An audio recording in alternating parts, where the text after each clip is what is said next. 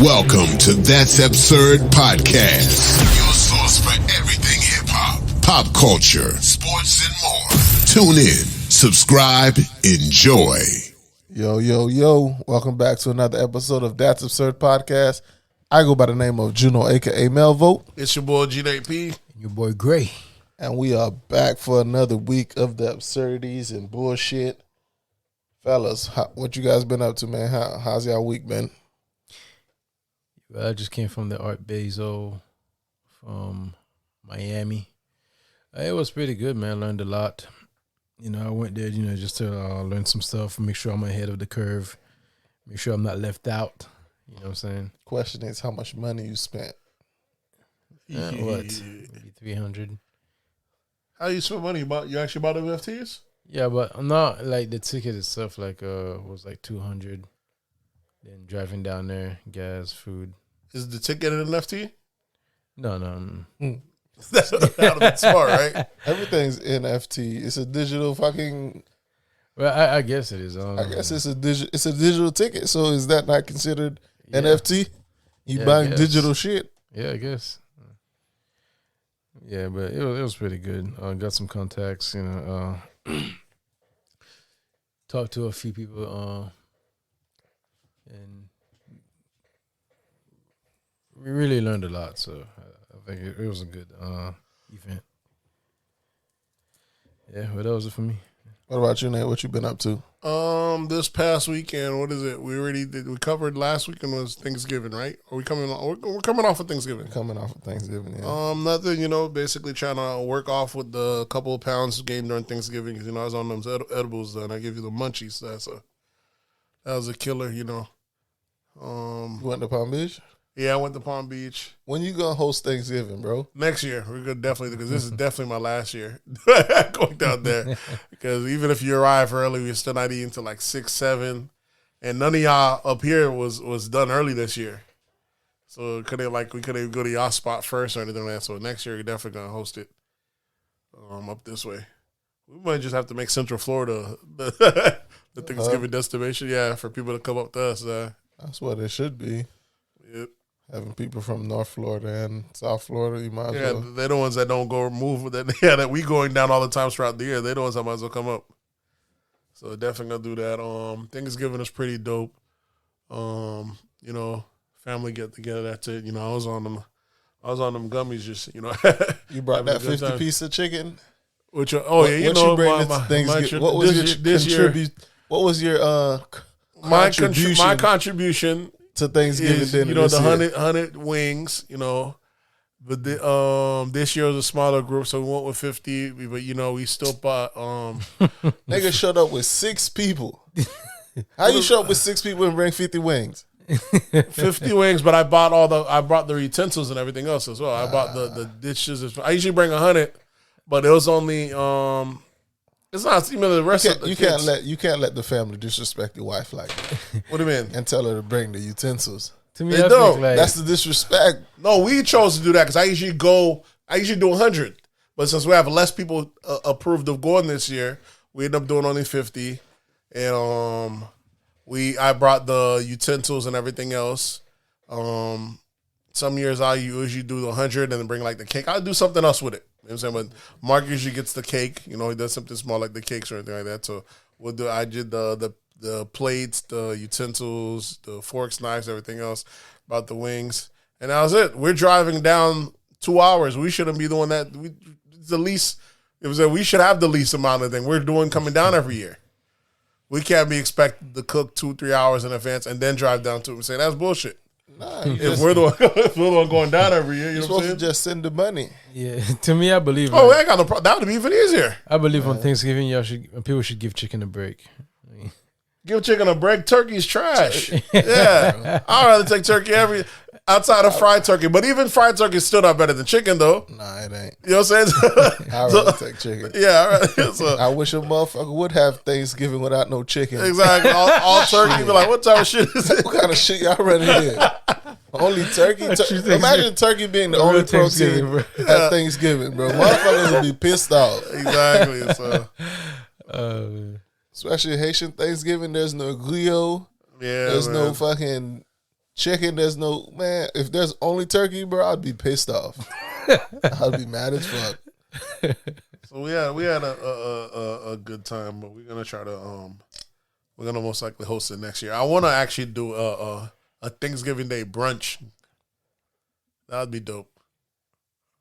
I don't know if that's possible. Is there like breakfast food as opposed, like a brunch with turkey? Not with turkey, but you could throw a brunch. Everything that could be done at dinner could be done at brunch. Isn't brunch just cross between breakfast and lunch?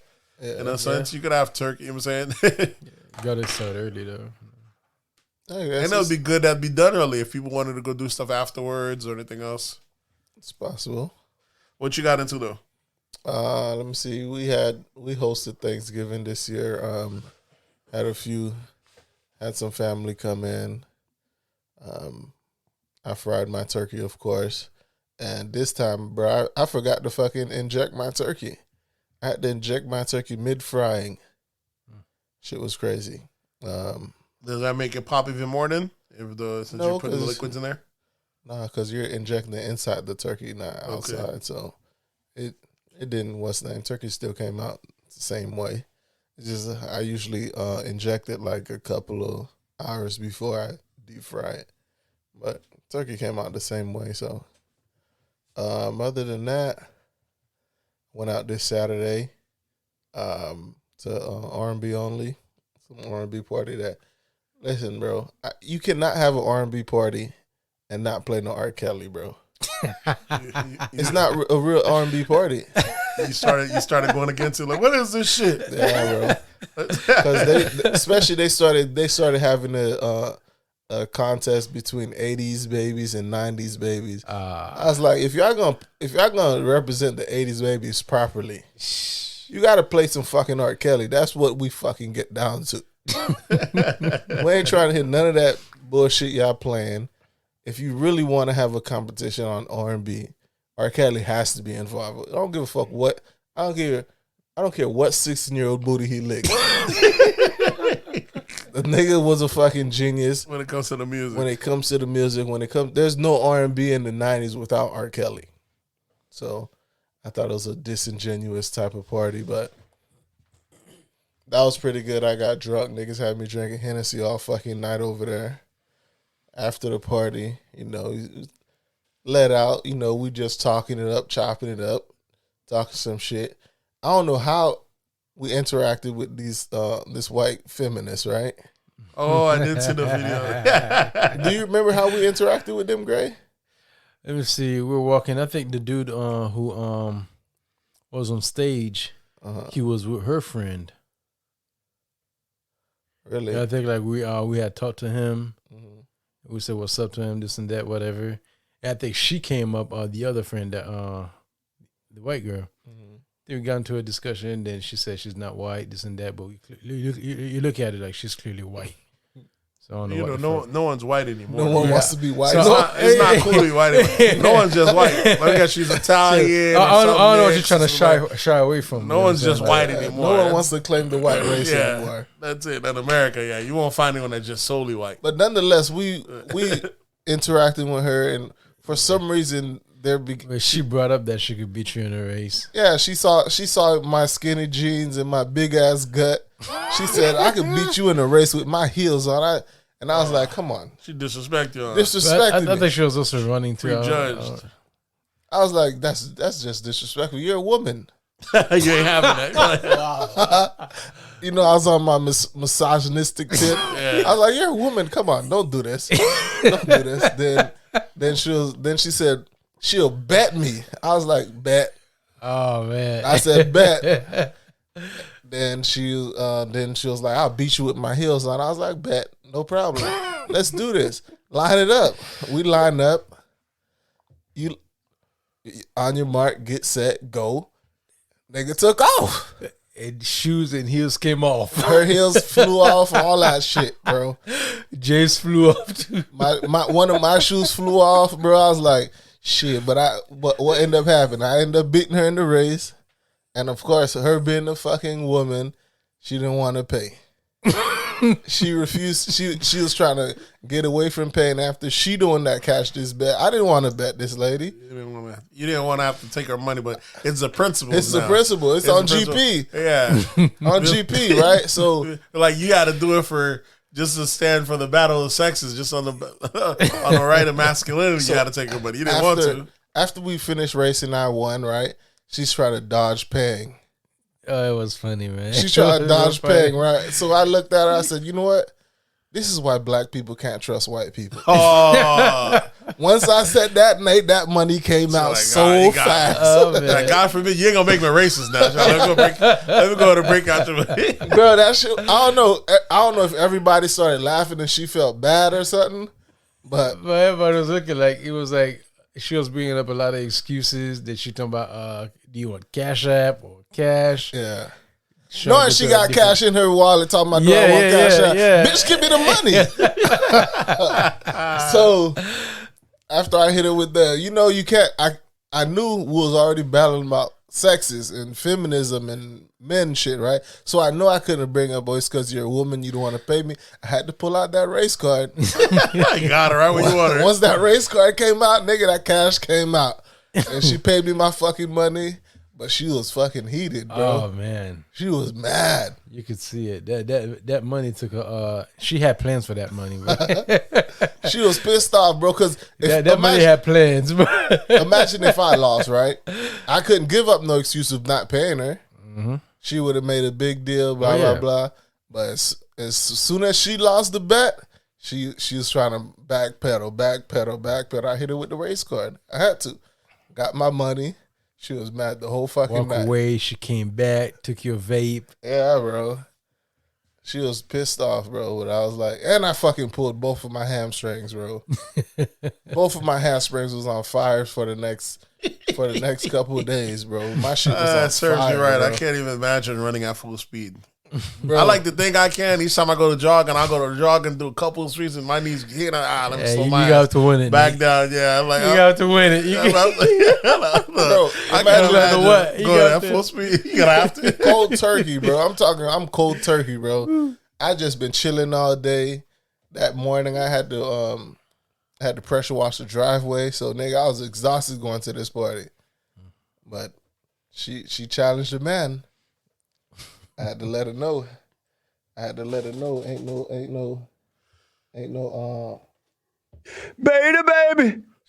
I was gonna actually add that to the board. The beta baby. She thought a nigga was a beta out here and I wasn't gonna take my money. I made sure she gave me my fucking money, bro. And she was mad, bro. I seen that online when you posted it. She gave you some money and you looked at her, she's like, "What? I gave you the money." She started kind of going on. Yeah, bro. She was mad, bro. She was pissed off, but had to collect my money, and it was a good night. That was at downtown Disney, right? Yeah, bro. Because I can't. I already know I had to hit it with the race car because I'm a 200+ pound guy. I can't be arguing with this girl that's 100 pounds, white girl, trying to say she's not white. I'm gonna be looking crazy out in Disney Springs arguing with her about money. So I just had to hit her with the race card real silently. She gave me my money. Then she had a big deal about us calling her white. I bet you she'll be white if she need to defend herself or use that privilege. Let the police would have come. She would have been right real fast. Yep. I said I took her money. But that was my weekend, man. I had an eventful weekend. Good shit. Gotta let these feminists know, man. Ain't none of that bullshit around here. We treating everybody equally. Fuck all that. Equality. Equality. It ain't all chopped up as it seems to be, does it? It ain't as sweet as it seems to be. Yeah, exactly. I don't know where I don't know why y'all made that switch. Yo, imagine if it was men that really was getting that treatment from women, bruh. We would stay in that bitch. We would stay in that position. What we would have loved it. You go to work, you treat me, shoot. You know what I'm saying? I don't know where she. All you asked me to do is cook, clean, do laundry, and give up the D. What? I mean, we men and women have different have different roles. It's not like just gender roles. I just think humans. No, but I'm saying like it feels like men who actually had that role. Yeah, but we would have loved it. We're at the reason we would have loved it. Yeah, but eventually we would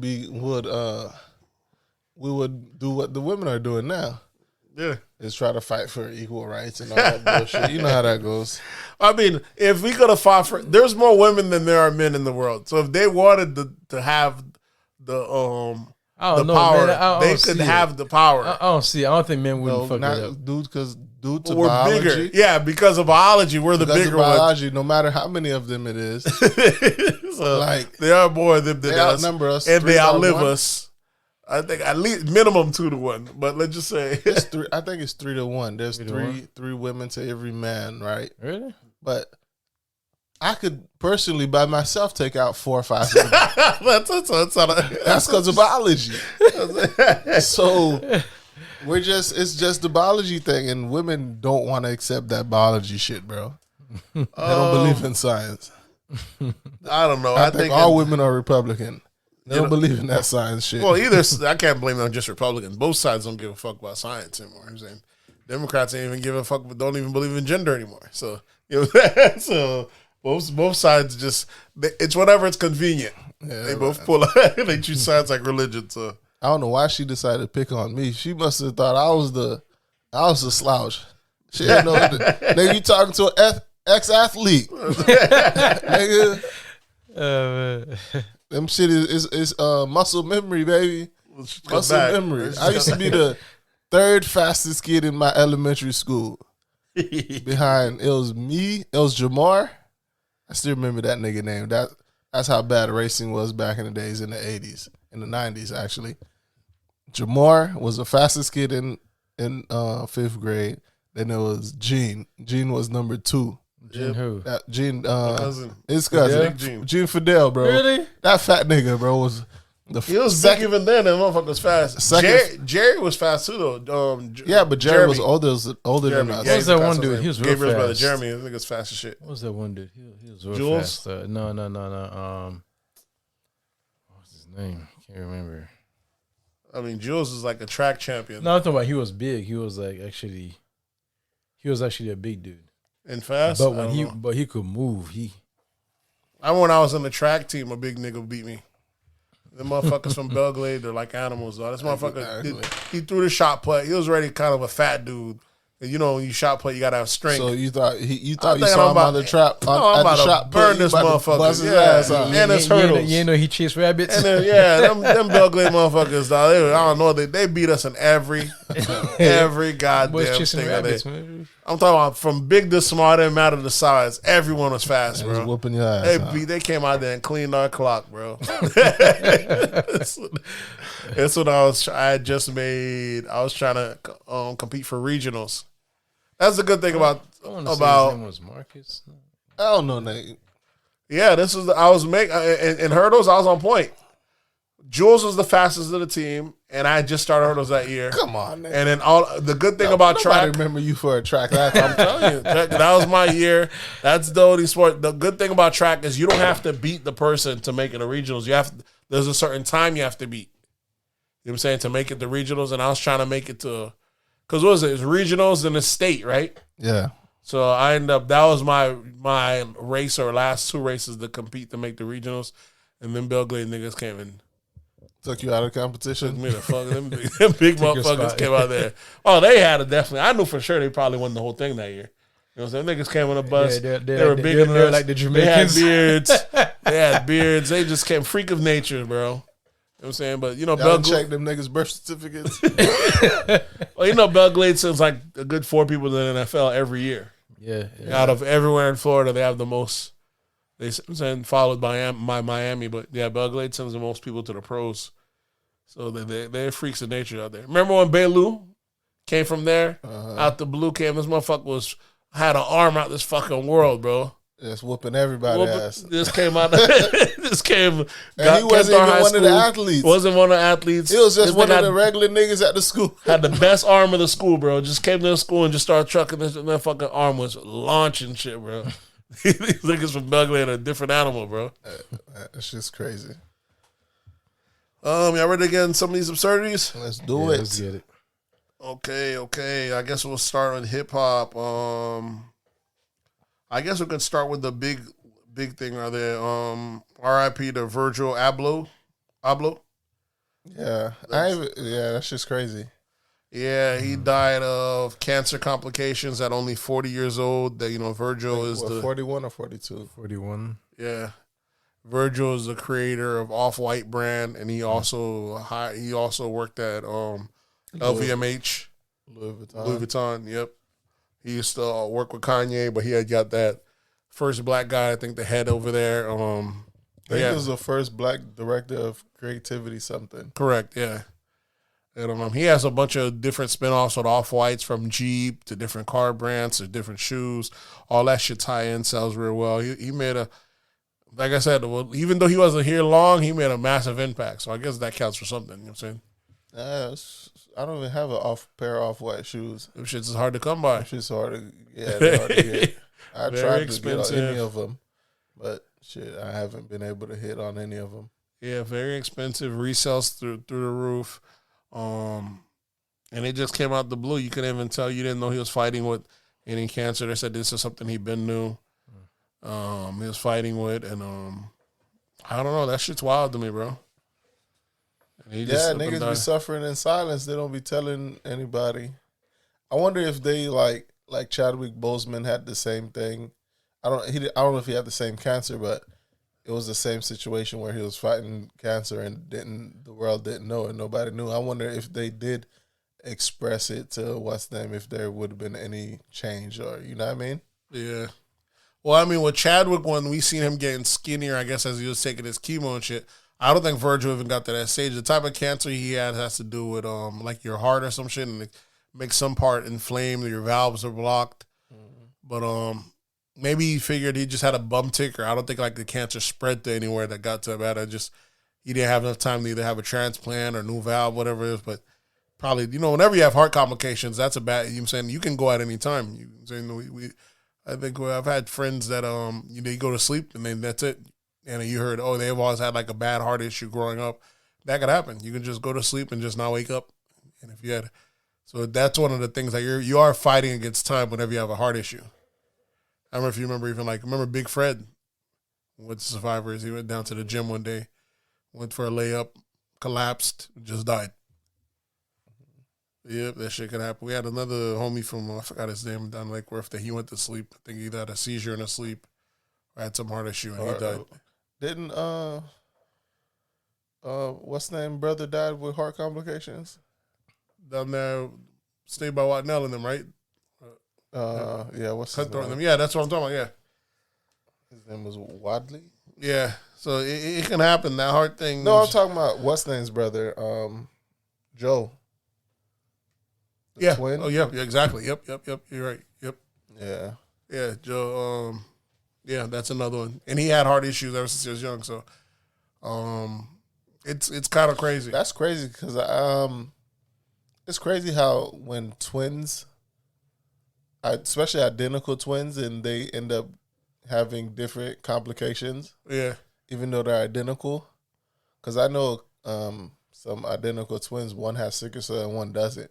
I'm like, that's weird because they're identical. Especially because they're from the same egg that split and became two people. That's what I was saying. That's what I was telling my wife. Crazy. I was like, that's crazy because they're identical. That means they were the same cell and they just split. So it's two of the same, but one has this disease and the other one doesn't.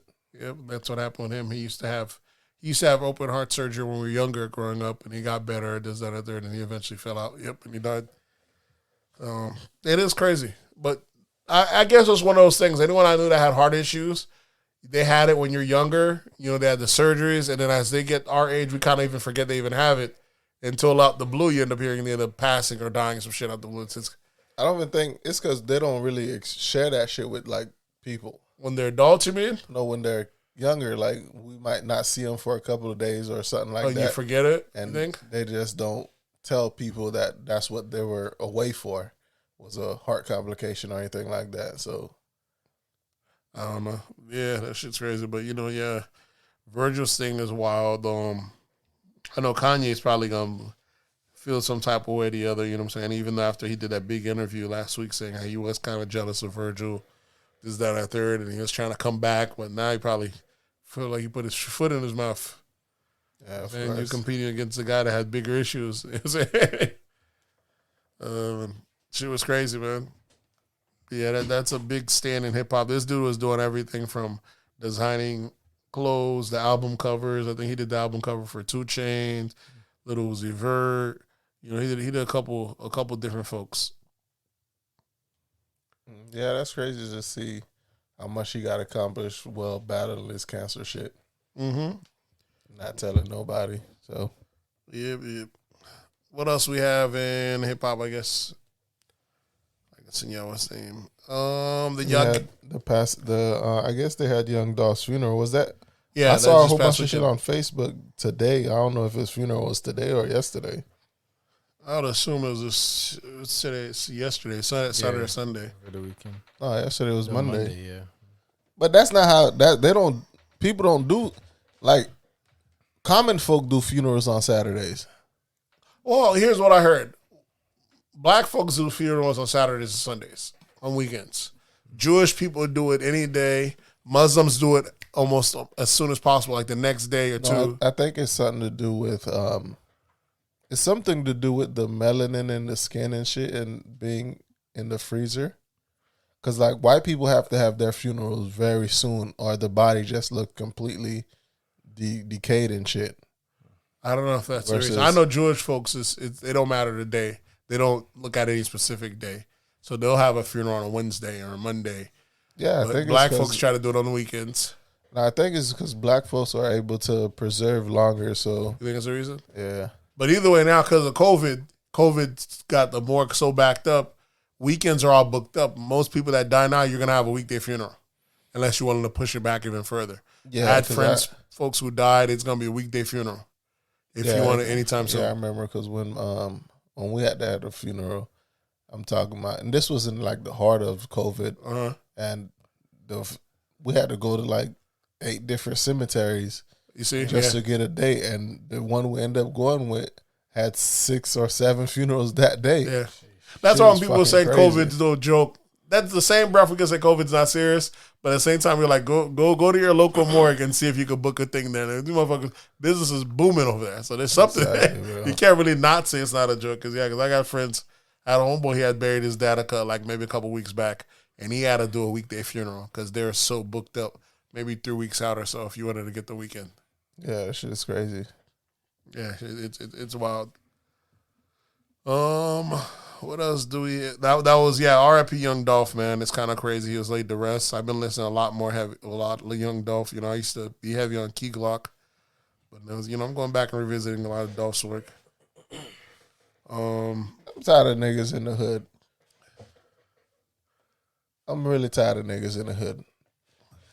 I already know where you're going. Well, it's not niggas. Dolph is one of those rappers that you'll see a picture of him and you'll see a quote that it don't even got to be Dolph that made it. But motherfuckers are sharing it on Instagram, this, that, and third. Or they're talking about, they niggas killed Dolph. Or what was the Dolph love when he was here? Like, nigga got the love that he was going to get. What do you mean? What do you the nigga was an underground dude that wanted to stay there. He was getting all the money. People did not know him because he wasn't good. They did not know him because he wanted to keep majority of the money.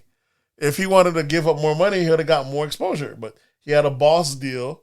You know what I'm saying? Ain't nobody I'm not going to allow you to get the lion's share of the thing, and then I'm going to still promote you on radio and everything else. It don't work like that. What's the benefit for me?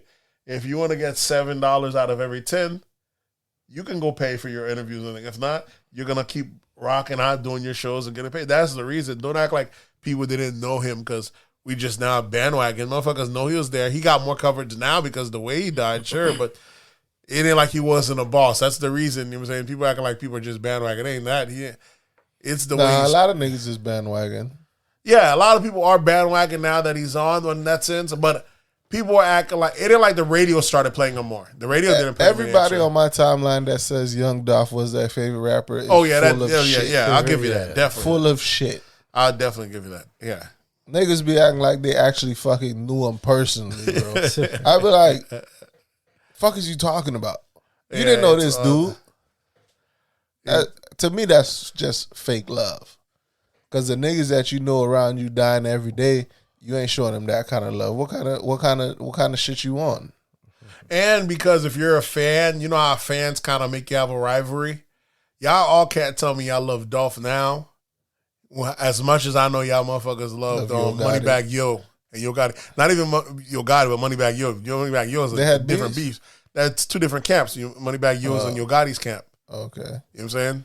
Yeah, so you can't tell me you love Dolph that much when I know as much as y'all fuck with Moneybagg Yo. You know what I'm saying? Y'all know y'all motherfuckers lying because Moneybagg Yo is a different beast out here. Motherfuckers love you. You know what I'm saying? Bro. So I already know that little bit of rivalry in there. That, you know what I'm saying? Y'all lying. Y'all lying. You ain't really telling the truth. People love posting people that passed away, bro. Like they fucked with them.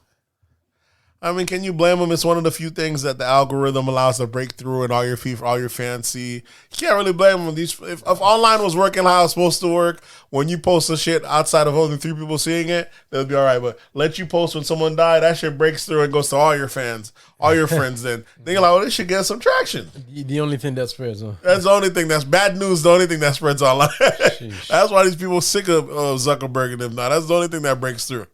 Let you post some shit about your album or your mixtape or your podcast or anything. That shit gonna be seen by 3. That shit gonna be seen by 3 unless you push it. Unless you pay for it. Unless you pay for it. But let's be some bad news to let that shit out the gate. So you know, people are, like I said, people are programmed to whatever they see rewards. If they see that money bag, they see that Young Dolph post. Post. They reposting it saying bad. You know what's worse is all the girls. That's what's crazy. How much girls talk about, damn, I just got off the phone with them last week. I was supposed to go see them. There's so many girls that's supposed to like, yeah, you're talking to all you bitches. What's the problem? Why you up? Damn, I was just speaking to them. I just put on, what does that mean? You just curved them or you just left them in the box? And I just... That's the worst one. It's how much people come out that way. But yeah, either way, Young Dolph saying, we'll see how that goes out. They made some. I think they've made a couple arrests so far, but I'm not sure if they still gotten down to the case. I know they said they had found a car that pulled up or some shit like that, but who knows? Yeah, I heard they said they had got the shooter, the actual shooter. No, that was the shooter at the. Remember they had a visual for him, and I guess a fight broke out, and someone shot at the visual. Or shot at someone. Those shooters got arrested. That wasn't actually the one that shot him, but 2 other people that had an argument at his visual. So, you know, tension's running high in the city down there. Yeah. Another thing we have in hip hop is Sweetie. There's rumors of Sweetie and a Lil Baby dating, which is crazy because Sweetie used to date label mate Quavo from the Migos. And even though it's kind of known that Lil Baby don't fuck with the Migos. Yeah, so. But it's still how that look like. Are they dating or are they he just smashing it? Because it looks taking her out shopping and shit. It looked like Sweetie's becoming like a pass around. Yeah, that's what it is. But a high end pass around because these niggas is taking her shopping. That's the one thing. These niggas buying Birkins and taking out James Harden. Mm-hmm. Before that, these niggas out here spending great bread. And, you know, like her, she said, you know what I'm saying? You got to pay. She's from the Bay Area. Prostitution's pretty common. So, where's the E40? I wish I had an E40 button. Yeah. So say some shit like E40 say it. Yeah. So, you know, not to say that she's doing all that, but, you know, if a nigga got the bread, she don't seem to care if you guys are rivals or they don't talk to each other. Or they used to not message her. She's going to mess with him. She's not really caring how it looks like. Quavo posted, "It ain't no thing. We could swap it out." You know that Jeezy line. Mm-hmm. So he ain't worried about it. But it is a wild look to me. I'm like, why would you mess with this dude? They're already label mates, and you know they don't get along. Why would you go from one to the other? It don't make. It's not like it's gonna make the dudes look bad. It's just it makes the girl look bad. That's what I'm saying. I was like, why would you not think of that? The industry Lil Thotty. Yeah, I was like, why would you not think of that? Why would you out here even play to that? That shit looks wild to me. It's this whole feminist women could do what men do. Yeah, they don't have it. So, y'all got anything else on hip hop? Is Will Smith hip hop? Will Smith is Pop culture. I think he's But Tiana Taylor. Baby. That's what Will Smith. that's what Will Smith Yeah, is. Will Smith been promoting his book and of course overindulging, oversharing as he always do. He said he gave the story about how after he had sex he threw up or some shit like that, or how he was super jealous of. Well, that's as they say, that's just taken out of context. Only person that says taken out of context is Charlamagne. That's the only nigga I know that capes from Will Smith like that, and that's because he's That's the only nigga that read the book. Apparently, he's the only nigga that be super caping from Will Smith like that. Like everyone else is telling people, they're not even saying it's bad. Everyone else saying, "Will, can you please stop indulging? We get it. We're cool. Can you just go back to just giving us action movies? We don't need to hear all this extra shit." Because it seems like there's almost like an embarrassing. It was like a embarrass off. Who can embarrass each other worse every week? And Jada seems to think she's winning the game. Jada's putting more points on the board every.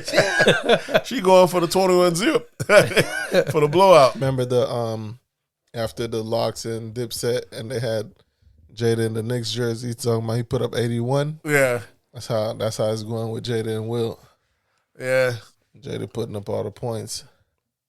I mean, you didn't see the other post when they put up they said which Jada been in the streets longer. Oh, yeah. And they put up Jada Kiss and they put up they put up Disrespect Will. yeah, real disrespect. But what can you say, man? I mean, I blame Cardi B for this, man, making all these artists think that they could be their real selves or pretend to be their selves to try to be cool and try to show the different side of them. I mean, they're really being themselves. I mean, like Jada Pinkett is what, 52?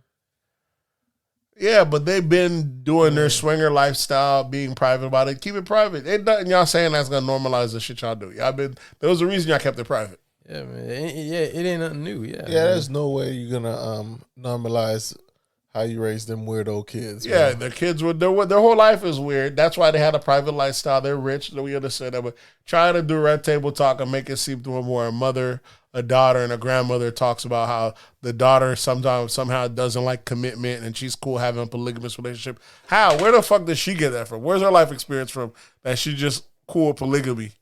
Where she could just, but she's seen that shit from y'all apparently. What was her frightening shit? You know what I'm saying? This shit is crazy. And even the mom be on there, the grandma be like, hold on, I ain't on that polygamy shit. So where y'all get this shit from? But, no matter what they do, you got the son, Jaden, out here wearing dresses and shit. This shit's all kinds of wild.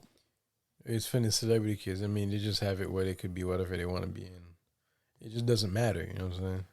They ain't got to go out here like us and, have to, how you say that, conform to society.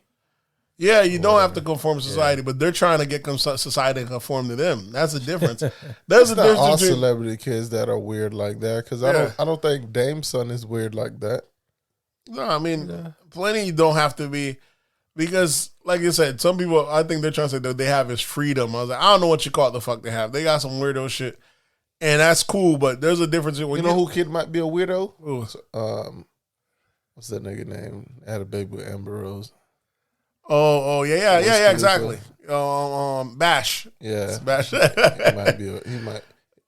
He's weird because it's on Amber Rose. He's being raised by his mom. He's saying let him chip, but his is still a bit more different because he likes Taylor Swift. He bringing on Taylor Swift, but he hangs with rappers, so he's might be a little different. He goes to public school. His dad drops him off. He's around a bunch of rich kids. I mean, wasn't like not too long ago? His mom was making him wear dresses and No, they never made him wear dresses. I think they was had like- color his nails. Nail polish and shit. Yeah, they had color his nails. That's Tell about him it. it's free. Like, I ain't bruh. about to do all that. Well, people don't want to realize kids are pliable. You can mold them to however you want to be. If they want to be a certain way, then that's one thing. But I'm not about let you saying, I'm going to hit you. Nah, you can't do that, this, that, and third. And let you get out your system. I ain't going to let you be whatever the fuck you want every day of the week. That's why you can't let social media or these celebrities raise your kids. You can't. All this bullshit about how these celebrities are supposed to be role models and shit like that. You don't want these celebrities being role models to your kids. Exactly. Because they on that liberal bullshit that you might not agree with. It's not only that. They live in a different world. They live in a world where everything is acceptable because we're all worried about each other's feelings. No one's wrong. And that's not how the world works. Somebody's got to be wrong. It's like whatever they do is almost like it's almost as if like it's entertainment. If almost falls in line with their work. Exactly, because they're not worried about stepping on nobody's toes. No one's really wrong in Hollywood. Hey, if I'm not hurting nobody, let me do me. If I want to fuck pigs for a living, just between me and the pigs, who are you to judge me? No judgment. It's a judgment-free zone. Raise your kids, and I like, nah, we raising kids with standards and some judgment here, all right? You know what I'm saying? It might be old school. Structure. Gotta be some kind of structure, some morality, right? Yeah, we can't afford to do that. Just like, you got D Wade's son. I mean, like, that's Gabrielle Union. Remember, she's a product of Hollywood. Yeah, got generational wealth. What the hell they gotta look forward to? You know what I'm saying? They could, be whatever they want, be whoever they want. But like for regular people, yeah, you try that, you're gonna have a hard time moving through life. Well, that's only one of the D-Wade sons. The other two are ball players. Yeah, I know. Yeah, that's what I'm saying. Like, the one that they turn into a girl super early is wild because she's so young. Yeah, but how do you know, like, all three of them decided to do that? I'm gonna give it. It wouldn't be an issue either. Yeah, but that's not gonna. Don't put that on my boy D Wade. The averages are gonna work in his favor. He ain't gonna have three. He ain't gonna have three turn out that way. He was saying, even that, that Gabrielle Union taking her to the gay pride parade, that was a major fucking violation. Like, I don't know what the fuck y'all talking about. Gay pride parade has nothing to do with kids. Not at all. You know what I'm saying? Like, but that, what can you say? The dad is allowing it, so. Yeah. I do what I'm saying. So, yeah, exactly. So, it's a different thing. Yeah, don't let Hollywood try to tell you everyone that basically that everyone that there's no wrong way to raise kids. Is that a third? Yeah, well, Hollywood don't apply to us. It doesn't apply to the rest of the. A lot of shit don't apply to us black folks. I'm seeing it every day. We're becoming more and more liberal. You know what I'm saying? Black folks, I go online, motherfuckers is not with the spanking their kids. Go on that. If I gotta hear about, you don't spank your kids. Yeah, rarely. But I ain't opposed to whooping them. There was no real, like I said, you spare the rod. You spare, like you said, spare the rod, spare the child. But you also want to spare the whooping, so you don't want to over whoop. Like I said, you don't want your kids to end up realizing that whoopings don't eat. You know what I'm saying? When they end up realizing, it's pain's only temporary. Get used to it. But they get used to it. You know what I'm saying? I ain't opposed to whooping them. Them threats work just the same way. You got motherfuckers growing up in the new way, no, talk to your kids. We were brought up under abuse. We ain't got to pass that generational trauma on. I'm still a very big advocate of all this shit about social conditioning that white folks have that we thinking that we're picking up now. I think it's dismantling us. The word is desensitizing us in a sense, or it's something mental. Detrimental? Is that it's detrimental. Okay. Detrimental. There you go. They felt like the way we brought up was detrimental to us. I was like, the way we brought up was to survive in the world that we live in America. Yeah. If y'all start having the same conditions of these white folks and we're still in the conditions that we're in America, we ain't going to make it. Yeah, we can't do a lot of the stuff they do. Yeah, white folks lose a job on Friday, they killing themselves on Sunday. Black folks, motherfucker, we've been through bad before. We roll our back, we rolls off our back, we used to the struggle. Don't be adapting to their way of thinking when you ain't at where they at yet. It's jumping. Another thing I'm tired of, black people and social media is all this bullshit about trauma. Motherfuckers call everything fucking trauma. And bro. Toxic. Trauma, I'm like, toxic. Listen, I already told you, motherfuckers, everyone needs mental health or not not mental health, the therapy. Mm-hmm. I like some of us, but not everyone. And everyone need it. Everything is not fucking trauma, bro. Mm-hmm. You got your ass whooped as a kid, doing some shit like that. That's not fucking trauma, nigga. You did some bad shit. You got your ass whooped. This is all the consequences. It's not called trauma. Yeah, that shit. Everything is fucking trauma, and I'm like, I'm sick of this trauma word, bro. Like I said, it's a lot of liberal wokeness and over thing that's we're spreading towards us. And I'm like, that hard shell that we had around us, it was made for a reason. That's how we last over these 400 or 500 years under the pressures and these conditionings. We start softening it up, and shit ain't changed out here. Exactly. So what are we being soft for? We softening it up, and the conditions ain't fucking changing. The condition ain't changed. So why the fuck are we softening up for it, nigga? We need warriors, and y'all motherfuckers out here turning soft. Beta baby. Beta babies, exactly. Shit ain't changed yet. What are we softening up and getting over with? Getting that herd out. Like, why? Why are you gonna get out for? Shit ain't changed yet. Shit ain't, you know what I'm saying? Conditions ain't changed for us. Y'all in the worst off conditions than ever, getting worse off financially than ever. Things are only looking worse. The gap's getting bigger. Another minority group's about to pass you right up. Ain't nothing. But what are we conditioning, adapting so much of this Western white philosophy on ourselves for? Yeah, when we're not where they're at. With that, everyone's a boss and everyone's an entrepreneur. Listen, somehow, somewhere, we're still on this. Listen, people keep calling all this entrepreneur bullshit, right? I understand you have side hustles and stuff. You need a main hustle though.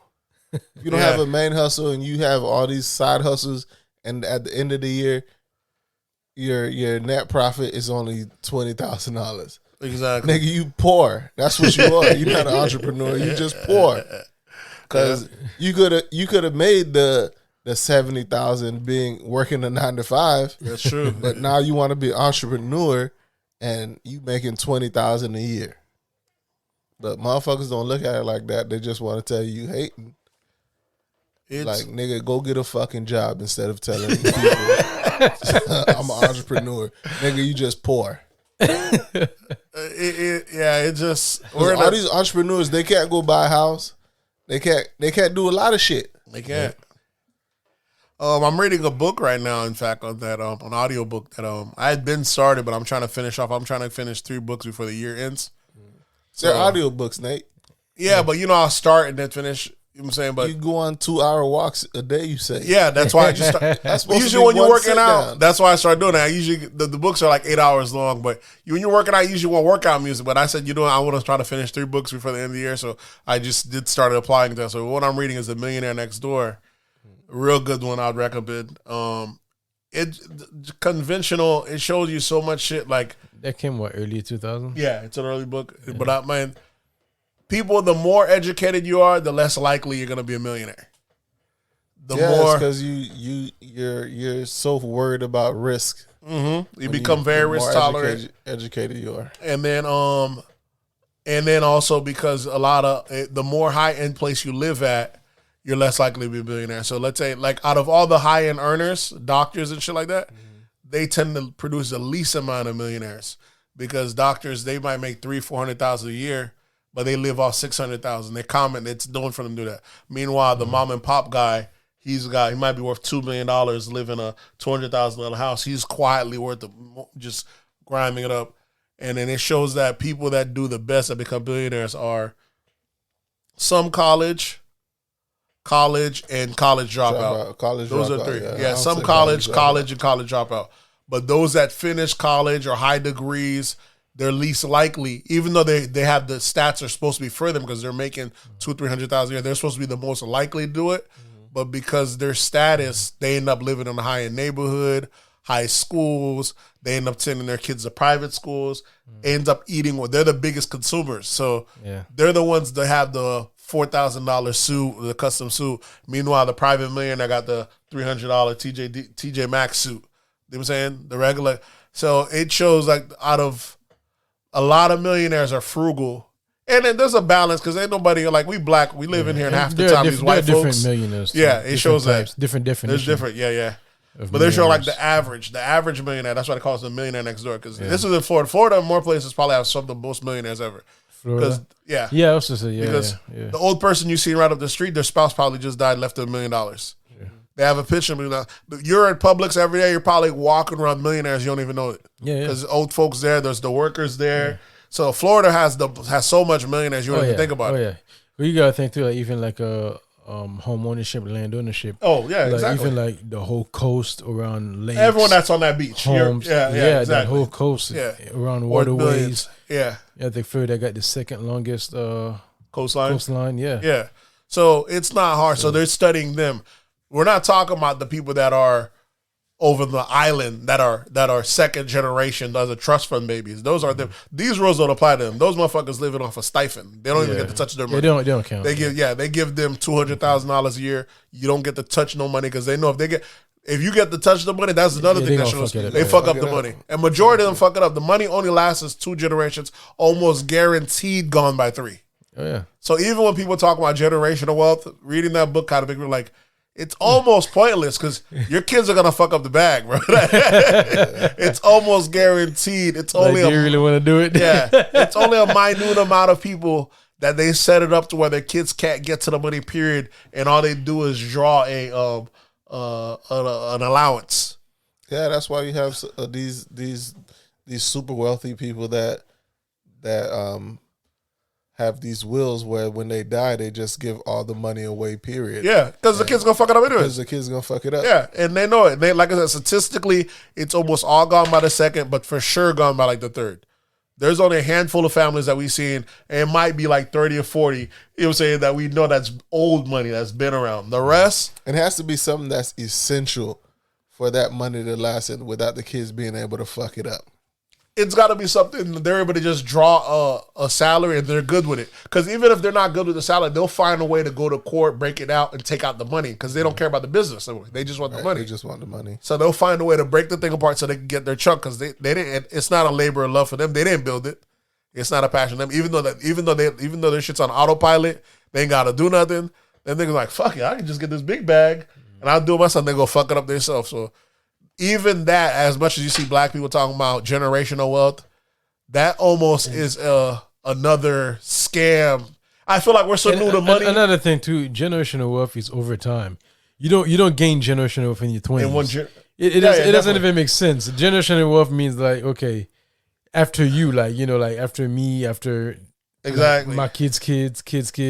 But that's when you have generational wealth. Me by myself, I can't just have generational wealth. No, you can't. On my own. No, you can't. No. But not only that, I feel like I feel like we're so new to money. We're hearing the word generational wealth. People think that everyone's gonna leave some shit to their kids. We're so new to money that we realize that that money's gonna be gone by them. Yeah. Majority of them, 90% of it's gonna be gone by that second generation. So you doing all this hard work and They gonna blow the bag. It might even not get to the second generation because a lot of them right now they're splurging it still. Oh, not only that, a lot of them just like as if a lot of them aren't married, and that's a big part. Remember, I said the last podcast. A lot of them are married and don't have no trust, no what's the name. So a lot of them, all that work they're doing when they die, that shit just goes up to the state. It goes up to probate, and the family starts chopping that shit down. Structure too, the structure. The way you structure it, that shit's gone. And I feel we're so new to money that I think, everyone, like you said, everyone's an entrepreneur now. Everyone want to say, I work for myself. That's another thing, as everyone say, it's about generational wealth. How much people in America have generational wealth? White people have the most generational wealth because they're passing down land. Yep. And their kids may not even keep the land. The kids sell the land. And that's where they get their income from. As soon as they get it, as they get the fucking land, they're selling it. And that's where they get their infusion. They're not passing down whole businesses because the kids sell the business. A few other things, land, collectibles, insurance. But what do they do with it? They sell it, right? They sell that shit. So we're making it seem like they've been passing on money from 3 generations. Nah, it's the land that they had owned. They're passing down and they sell it. And so it shows you why the businesses. Yeah. Exactly. But if you're smart, like the Waltons, they always got one family member on the board to keep the money going. But there's very few businesses that work like that. Mm-hmm. Like you said, it's got to be something essential, some shit that's ironclad, that other families are so infused into it, they're not going to allow it to change. Like, I done hired you, and your kid's going to be working with your position. My kids are working. So we done got like 5-6 families infused to make sure this shit stays the same. Right. We ain't going to allow them to fuck it up. There's no selling off. Ain't no selling off. You can try to, but this shit's so ironclad now. We ain't going to allow you to fuck up our bread on your shit, you know what I'm saying? So it's like 3-4 generations. Oh, I was a massive shareholder. My grandpa passed it to me. You know what I'm saying? It's like a family thing that's been going on for so long. But this whole shit that we hear people talking about generational wealth, that to me is that word, To me, when I'm get that on here. When I'm reading that book more now, I was like, even that shit to me, I'm like, damn, people don't even realize all this work they're doing. If they are getting it, they don't realize your kid's about to fuck up this bread, dog. You read that book, you're gonna end up saying, you know what, fuck them kids. Listen, I'm already on that, not even paying for for college. You know what I'm saying? I'm like, there's always loans. If you want to go to college, go to college. I ain't paying. Get it off the muscle. Yeah, I'm not paying for college, bro. I don't think like you should let your kids do loans. Like, if I got it, I'll pay for it. But I'm not saving for it early. Fuck that. What I look like? what I'm saying? Because I think that's one of the You worst don't got things. no college funds for your kids? No college funds. I got What? I got life insurance. We got houses. We got shit we can give them.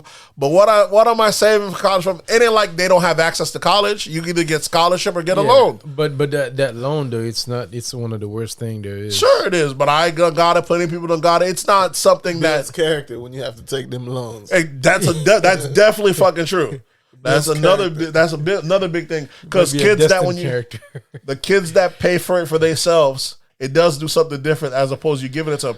The college kids that the parents pay for their colleges, they tend to go to school for liberal arts. They're the painters. A whole bunch of bullshit. A bunch of bullshit because they don't have no stake in the true. game. You know what I'm saying? So I'm like, nah, I ain't paying for that. If I got it at the time, that's fine. But right now, I got a whole bunch of other shit I could be obtaining and grabbing before I can offset it. I'll pay for my kids' college if it's in the STEM program. No, like I'm saying, once not- they're grown, I'll maybe pay for them. I'm just saying right now, while I'm thinking of all these other investments, I could find a whole bunch of other places. That's what I'm saying. Like if they decide to go to college and they're not in like a STEM program in the science, engineering, math, and shit like that. Nah, I'm not paying for that. If you want to go to school, to be a fucking painter, a fucking not a philosopher, but if you want to go to school for some liberal arts bullshit, a dancer and social shit, study, you're gonna have to make that shit where you're gonna have to go bust tables and pay for that fucking school. Yep. But if it's not in that STEM program, nah. Yep. You want your own playboy, playgirl. Yep. And then even the thing with the STEM program, you may not even there's so much stuff you don't even need a degree for it now. Because kids that grew up coding, there's like entrance tests. It's almost like becoming like machining where you can show that you're good at it and you can get in that way. You don't need to go to the school route. Right. That's what I was telling Gray the other day with this IT shit. Yeah. I was like, they tell you to go get all these certifications and shit, but that's if you're learning it fresh. But if you was in the field, I'm fresh. When you go on an interview, they're not asking you about no fucking certification. Yeah, don't give a fuck about no exactly. They're asking you questions on if you know how to do this, you know how to do that, and if you can prove that you know it, then you hired. Get the job. Yeah. All the schooling shit don't really matter if you know how to do it. Exactly. So which is good. It should be like that. A lot of things. Yeah, it should be like that, but not. There's certain not things. medicine. I'm gonna give it to you, not medicine, but not medicine. Can't just pull up and be like, I know how to do heart surgery. Yeah, I give it that. But auto mechanics, I think they should do that. A lot of shit with the housing, like as far as engineering, definitely construction, engineering, shit like that. You should construction. I think you should be able to do it. Construction, just hard labor, physical labor like construction. Yeah. I think they should be able to do it. Mechanics, plenty of hood mechanics that can do every fucking thing everyone else can. Oh yeah. You know what I'm saying? But that's it's just crazy. But yeah, that book right there is just showing me so much different aspects to it of how you would think that certain people how it becomes like a detriment. Some people, if you're like a lawyer, if you're a lawyer in a big city, you're usually broker than the lawyer in the small city because the one in the big city tends to live downtown, have a higher clothes, have a certain lifestyle. The penthouse, the apartment. Exactly. While the one that lives in the rural area, you don't have to look like a lawyer when you stay in the rural area. Exactly. Yeah. And if you live in the metropolitan area, you have to pull up in the Mercedes. You have to pull up in that Tom Ford suit just to get clientele. But if you live in if everybody around you look a certain way, you showing up in a suit ain't really doing shit. Yeah, rural area usually they're on the land, the ranch, and all that. So it was real eye opening to see for that. But anytime you read a financial book when you're black, you gotta read it with a grain of salt, with an asterisk and a grain of salt, because you already know these motherfuckers ain't giving you the whole truth. You already know that from the game, and the game ain't that game that they get to play. You don't get to play. Exactly. True, yeah. So you're on the same court. You don't get everything. Yeah, ain't nobody gonna give it. If I make it rich shit, I'm gonna be selling courses tomorrow, and I'm gonna leave some shit out. You know what I'm saying? The same way you gotta imagine when you get in the game, they leaving some shit out. That's the same way. And like you said, if you're black, we live here at this current rate. We're not living as long. This out there, so I can't be on there fully frugal shit. Wait until I'm 65 to get some nice shit. For what, motherfucker? I might be checking out at 50. Yeah, I'm saying I gotta get me some nice shit along the way. I gotta enjoy that. I can't work all this fucking hard and then just die for generational wealth when I already tell you what happens when you die. What you do? You get to enjoy that. What was the fucking point? So I can't listen to all the rules because their rules don't apply to us the exact same way. We don't have the same rule book. Yeah, we can't have the same rule book. Yeah, we don't have the same referees they have. Yeah, they have like different your referees. Who said you could be a millionaire at 60? Like Ramsey says. Yeah. A lot of Ramsey shit does not apply. It doesn't apply. You could be a millionaire at 60 when black guys are dying at 62. What's the fucking point? Apply. It's saving doesn't method apply. works. Not just for like as far as like a racial aspect, but time. Like, cause like he's talking about a time where like you're able to make like what $4,000-5,000 a year, and house used to cost like $10,000. Oh no, cars used to cost $3,000. Yeah, even that book says it. Like they'll tell you, you save up, you could buy yourself a house, and you have to take loans. Yeah, and even if you do, like your money would earn like 10% interest. You don't have that anymore. Yeah, but I mean, not only that, there's some rules that they say that don't apply. Like they'll say, like a household, you should never get a house that's more than 2 times the income of both couples. So let's say both couples all make 100,000. Or 200,000. Or let's say both couples make 50,000. Y'all make 100,000 together. Y'all shouldn't buy a house more than 200,000. Like, what the fuck you gonna buy a house at? The rules almost don't make any. They don't correlate over this day and age. Yeah, you know what I'm saying. Or he'll say some shit like, "Don't take any loans." And I like them. Motherfucker, I'm gonna be working forever. How can I ever try to get done early if I'm gonna leverage some of this debt? So that's what I'm saying. Some of their rules don't really make any sense. It doesn't apply. Yeah.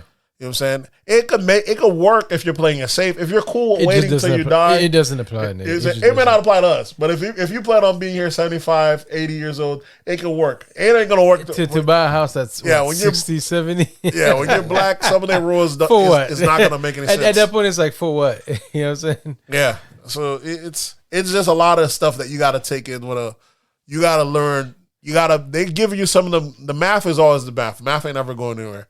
It's the variables in it. Like you said, they're playing by different rules. They got different referees. You know what I'm saying? The rules that they're saying, it's not like it don't work. It works for them. There's whole communities of retired rich white folks in America. Yeah, but those are people who also had their parents who lived during that time, who was actually building, who got to experience those times. Yeah, but I'm saying our parents never experienced those. Oh yeah, because we're first generation. We're first generation. Yeah, exactly. So they're not able to pass that down to us. Yeah, that's true. But one, they're not able to pass that down to us, and two, they don't have the money to retire. So that's the thing. The retirement, taking the burden exactly. of them not being able to work, and now that's become a cost to us. Exactly. Yeah. So that's one of the rules that people don't understand, and they tell you all this other bullshit. So yeah, so the financial books, you gotta almost take it in and then apply it, like make it pliable, see what you can work for, tweak it for your situation. Because and even today, even when you got cash, a lot of times like you go to a hotel, you can't. You gotta use credit. You rent a car, you gotta use. Oh credit. Yeah, definitely credit card. A lot of some hotels, rental car companies, there's some of them don't even take debit card. Exactly, can't even do nothing on it. Yeah, you gotta. I guess you gotta get a secured card versus an actual credit card. And some hotels, they won't take cash. They won't take no debit either. Yeah, I guess because the funny thing about secured card, right? You have say I go give the bank $10,000 for a secured card, right? Yep. And then I use all the money and I can't pay it. They still gonna send your shit to collections, even though it's your fucking money. Yeah, that's that bullshit. What kind of shit it makes no fucking sense. It's a secured card, but they'll still send you to collections and fuck up your credit behind you not being able to replenish your own money. Yeah, that's that bullshit. So the whole game is why do it to yourself? The bank is set up for you not to win. You're never gonna win against the bank. Yeah, I had the credit union made me put up a $300 secured credit card. I waited a year later to get I'm thinking it's gonna unlock, and I got a real one. They said, no, you got to reapply all over again. I'm like, why the fuck would I lock up my money for a year, and then if I say, all right, I want to cancel it, my credit's gonna drop because I'm killing off a credit line, a trade line. And so they got my money forever. It's your own fucking money. Yeah, they've got my money forever unless I'm willing to take a ding and take that $300. I was like, y'all got me. I like, y'all got. So they tell you to get a secured card is safer. Like, that's bullshit. Yeah, exactly. That shit is gonna fuck your credit up just like a regular credit card. You might as well play with somebody else's money. That's true. Exactly. You can't pay. Exactly. Yeah. Instead of being locked up by your own debt. Yeah, that shit is bullshit. And because they want to increase it, you have to apply to increase it or anything. That shit, they've had my $300 for almost 3 years now, bro. Yeah. You know what I'm saying? I remember last time I applied, I got done. I said, I got 2 houses already without y'all, and y'all denying me on my own fucking credit card. Man, let me close this shit. Fuck y'all. That's just bullshit. Especially banks that I bank with. If I apply for a credit card and I bank with you, like say I got a TD account, and that's how I pay all my bills is with this TD account, and I apply for a credit card with you, and you don't accept my shit, I'm just closing the account and going somewhere else. There's plenty of banks. Yeah, just seeing a black he's a black real estate developer, and he was saying how each time he'd apply for loans from that bank, he'd get denied, and shit was going on. It didn't make any sense. He had an account that, because there's a way where you have like I think it's called like an A account, whatever it is. If your account doesn't go below, let's say $10,000 for 3 months, they flag it like it's a good thing. You know what I'm saying? So he had like $30,000 in there, so it looked good. And then each time that the lady's helping him out, okay, listen, she's like, I'm not sure what's going on, but here, fill this out, there, we're gonna apply, and I'm gonna say, even then the shit just get reduced. That's what it's like. That little ratio. I'm saying even then this shit got denied. He said, next day he called. They just saying your account's being transferred, might be transferred out. They saying you leaving. They're like, oh, is there anything we could do? He's like, nah, yeah. He's like, y'all done did all y'all could do for me because I'd have been banking with y'all forever. Y'all ain't giving me no line of credit. How am I gonna compete with these other people when I have to keep using my own money for each project? Because when you're a real estate developer, you can't ever go broke. You gotta have cash on hand for emergency. And I can't keep using my own fucking money. How am I competing against these white developers when they have access to $50,000, $60,000 credit lines? Black folks, that's a lot of thing with black businesses. We don't have access to credit. So how can we how can we compete or spread out? You know what I'm saying? That's the reason, because they won't give us the line of credit. That's the thing, but black people are so fucking loyal to different companies and shit like that, bro. There's no fucking loyalty. You're not supposed to be loyal. That's exactly. It's to your own detriment. I remember the companies don't give a damn about you. They ain't loyal to you. So why the hell should you be loyal to them? With Bank of America I hate them for like 15 years, bro. Hate Bank of America. And we had some event, and we went to them and was like, "Hey, do you guys want to? We've been banking you guys for a long time. You guys want to sponsor this event or anything like that?" They said no, they can't sponsor it. Man, the next day that fucking account was closed. Next fucking day the account was closed and just opened it with another bank that was willing to sponsor the event. That's how you got to move. Yeah, when these banks or these people don't want to help you do anything and you've been so loyal to them and they don't want to help out, fuck that shit. Yeah, just take your shit and leave. It's your fucking money. Yeah. They can't stop you from leaving. Yeah. And there's not another bank that's not going to accept your money. So Exactly. just fucking leave. Yeah. Yeah, that shit is All this loyalty shit. Nah. Yeah, it's a lot of aspects to it. It's like you like said, loyal to what? Like, what's the reason to be loyal to them? I don't understand being loyal to a exactly bank or a company that you or any company. It's not like you eat Thanksgiving with these motherfuckers, or you. I got my sister's been with share. My sister's been with AT&T since it was singular. Anything with them, Like well over 20 years. And one thing I know for sure, whenever you're with a company too long, you're losing. True. Because the deals only go to the new customers, especially cell phone services, insurance for sure. If you're at any insurance company past 2 years, you're losing money. You got to jump around, She's over here talking, I built these people for this long. I'm like, why? They ain't giving you any loyalty bonuses. Ain't none of that shit. You're paying just as much. You ain't never get a discount on your bill. Yeah, there's no reason to be loyal. You got to use these people against each other, jump around, this, that, and third. Well, that shit is crazy. In fact, the longer you're there, they slowly raise the bill more, especially these cable companies, bro. Sure. Spectrum got motherfucker. They try to lock an area down. They raise the price a bit by bit by bit by bit. I used to have a internet only option with Spectrum where they give you digital internet. I used to pay $20 a month, though. I swear I'm paying like $60 now. Then like the last 3 years they done raised. And I was like, I might as well bring back cable. It's like no matter what price they start off with. Somehow, some way, it you pay more. It creeps. Somehow, I might as well just cut my cable package then if that's the shit. I don't even watch TV. And even with cable's already trash because like you only get like a few good channels, maybe like 2, 3, and then like they'll give you like 100 or 1,000 of bullshit channels that you don't even want to watch. Yeah, cable is I feel like we might be paying more for cable now than we ever paid because of course, we're getting everything a la carte and it's more costly from Netflix to Disney Plus to this, that. That's y'all niggas. If you don't hack a car, if you don't hack a fire stick for everything separately, you end up paying like you pay more $80 a month. Yeah, you paying for Netflix. You paying for Disney Plus, you're paying for Hulu. You're paying for all these different Apple services, TV, Sling TV, all this bullshit. Yeah, Stars. Exactly. You might as well just either find a way to hack the shit and get everything for free or for a monthly fee. But it's crazy now. Like even like the regular channels are jumping on this subscription thing. Like exactly because TNT, and they want you to get it a la carte versus, hey, don't pay your cable bill. We could give it to you for $5 a month, and you think you're catching a deal because it's only $5, but then you want BET. Yeah, the mono. You know what I'm saying? Yeah, let's say you paying $5 each. Nigga, you paying more than what they was getting before. True. Yeah. But, hey. Then when you want to watch sport, you gotta hop on Disney Plus. Just crazy out here, man. Yeah. But it's really the way things are set up. But you got to be more wise. You got to be wiser and navigate your way through them. What else we got? I don't know, how we got on that? How we got on? I don't even know, bro. I don't even know what the last subject was. Financial wealth. Right, Nate was talking generational about wealth. Yeah, the book he was reading or listening to. Yeah, generational wealth. But I don't even know how we got there. Everyone's a boss and entrepreneurship. Yeah. But somehow, somewhere, we're still underserved. We don't know what niggas is an entrepreneur in, so you just they're just like saying you're an employee. But that's not only.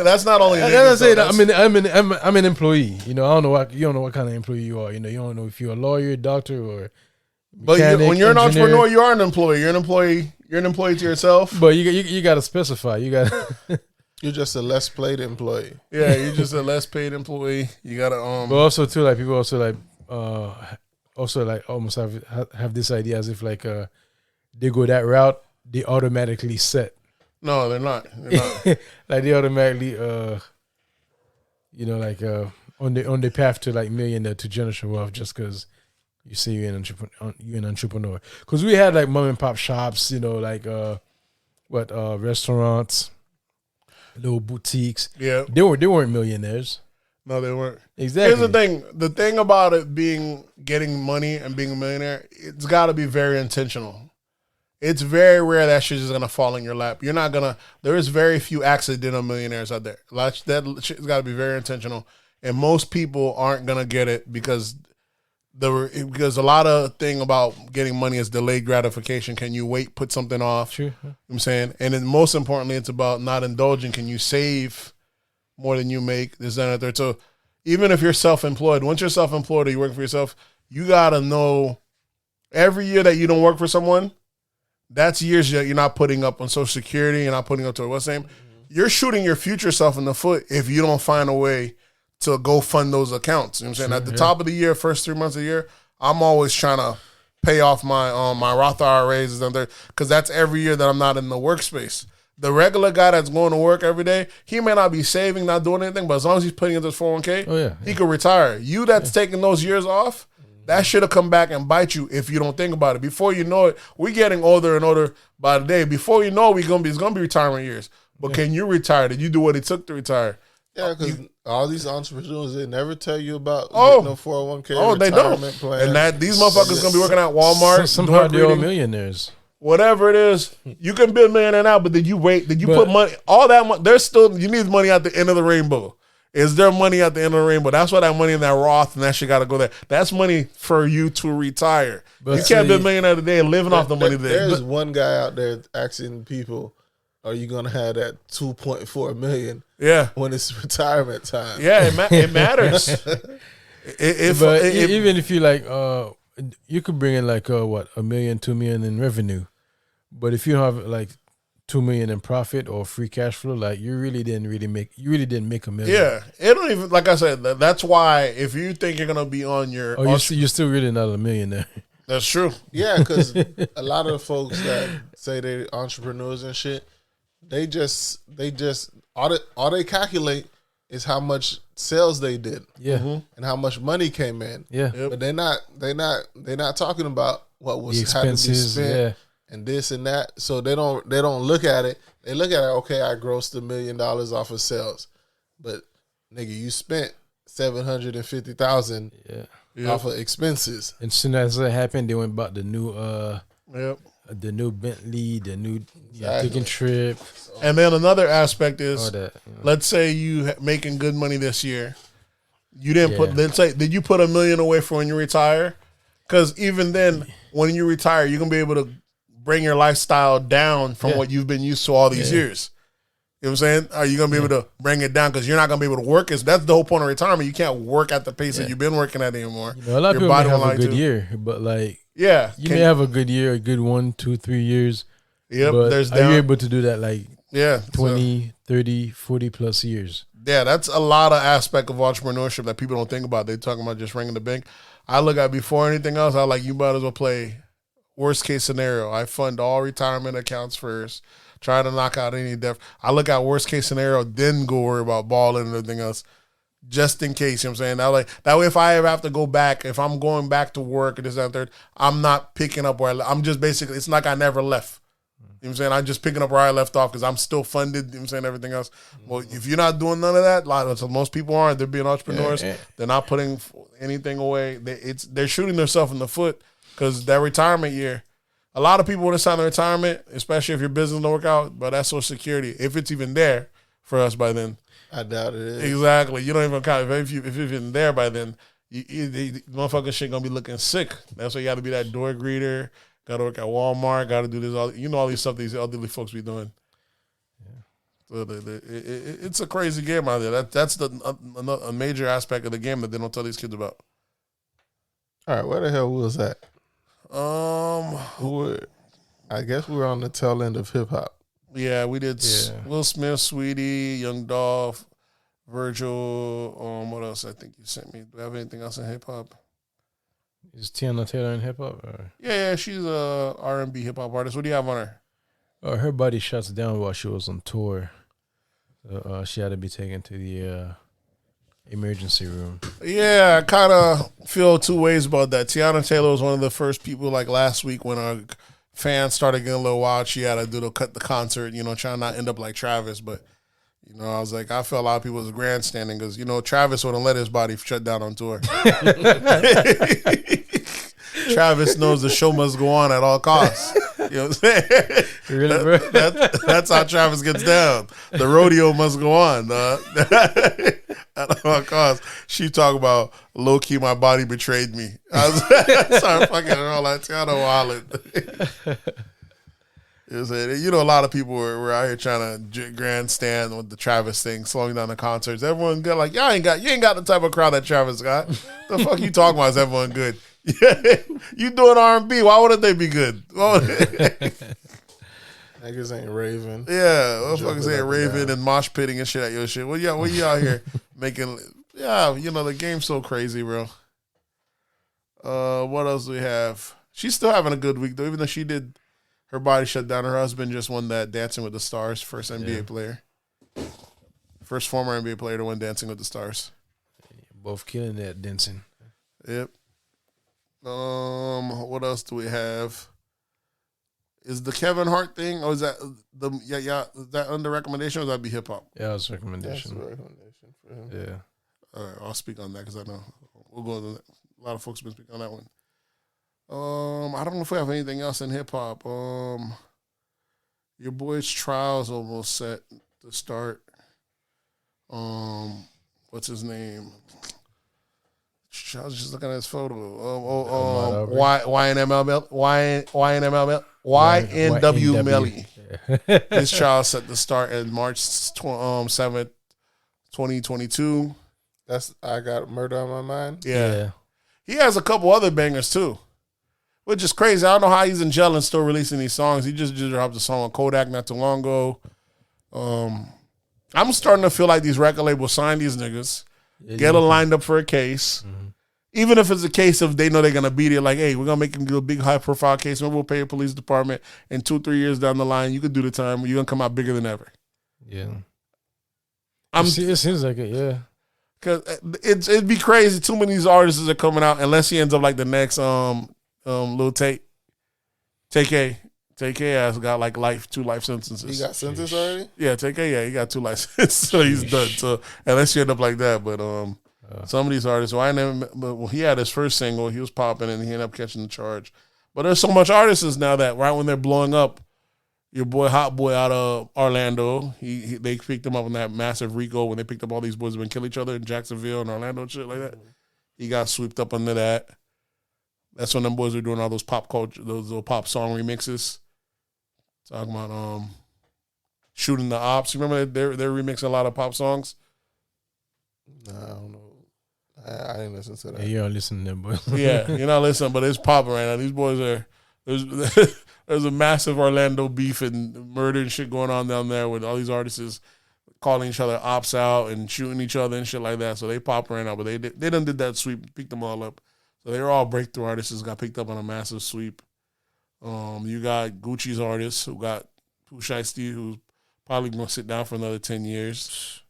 So Pooh Shiesty's locked up? Yeah, Pooh Shiesty been locked up. Goddamn. Pooh Shiesty got locked up right after that song blew up, dog. So the shit is wild. I don't know how these labels are doing it. I be thinking either they got life insurance on these artists and so they make their money back when they die, or maybe they're helping the case go around. So the shit is crazy. Yeah, it's crazy. Do we have anything else in hip hop, or y'all ready to switch sections? Oh, Cardi B became the first female rapper to earn the diamond for a single. So she had a single. Bodak Yellow. Is that the one that did diamond? Yeah. I thought Bodak Yellow did diamond a long time ago.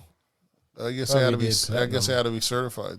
Probably like 7-time platinum or something. Yeah, now it's 10. So No, I remember when Kodak bought her a bracelet or some shit like that. It was like a year or 2 years ago. I don't know. I guess it got certified. Yeah, I think to date that's still her biggest single. I mean, she's still popping out here. You know what I'm saying? People still. Each time I think of like when I'm seeing the female hip hop space, there's so much rappers out there that's popping. Lyrically, Nicki's probably still the best of them all. But Nicki's still that mixed bag because when she's not doing hip hop, she's doing all that pop. All that pop bullshit. You know what I'm saying? That it's kind of makes people. The pop makes more money. It does make more money, but it makes the people that love hip hop that's supposed to hold her up. Yeah, it makes us kind of like, we ain't really fuck. We kind of hold her to an asterisk. Yeah. Imagine if Jay-Z, as good as he rap, he's doing bullshit like that on the side most of the time. We're like, who the fuck's listening to Jay-Z? You know what I'm saying? What was it? What was that one Jay-Z album that came out? What was it? The one he did with Linkin Park? I think it was because that shit was fire. The Samsung. Oh yeah. The one he did the track, the one he sold directly to Samsung. Yeah. Was that Kingdom Come? Yeah. No, that wasn't Kingdom Come. That was the one he did. Was it Kingdom Come? Might have been. It was with Justin Timberlake. No, it wasn't Kingdom Come. And niggas was like, this shit light. Yeah, shit was like, Hov had a couple like. It had to be Kingdom Come, bro. What else would it wasn't 444? No, it wasn't 444. It wasn't 444. 444 was good, yeah. 444 was good. That's when he started rapping on his grown man shit. It was doing with Justin Timberlake on there. He had Pharrell. Yeah, so I think that's Kingdom Come or Holy Grail, some shit. Holy Grail. Yeah, that's what it was. Holy Grail. Holy Grail album or song?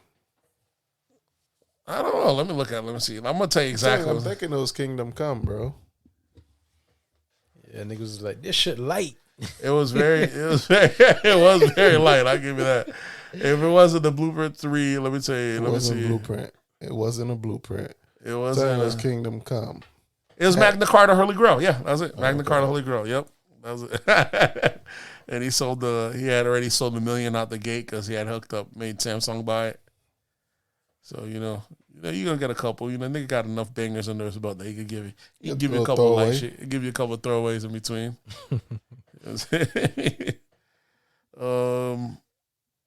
I guess that's it for hip hop, ain't it?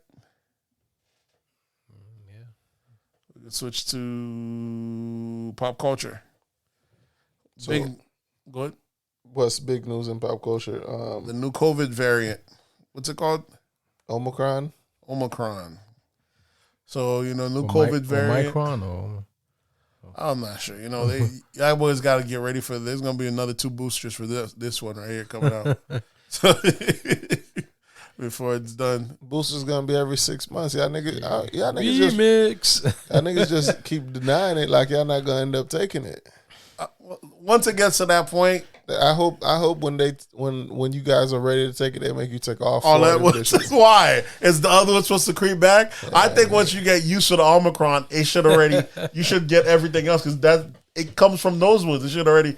Once I get the latest one, it should retroactively cover the old ones, right? Yeah, be good to go. It's like an update. Yeah, it's like an update. I don't need to get the password.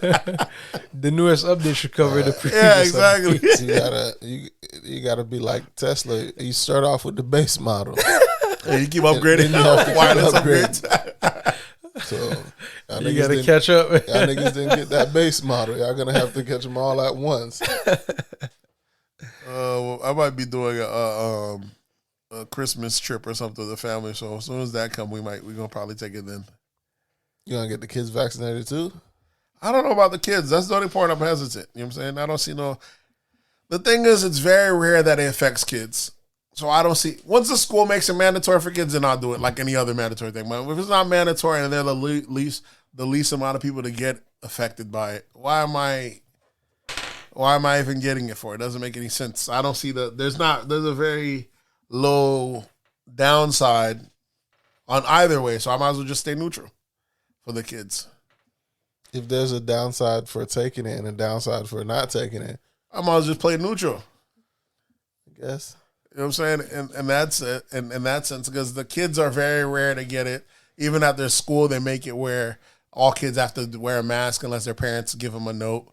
They don't even need doctors know. And I was like, it's not just the school trying to not be problematic. Yeah. You know what I'm saying? Which is saying so.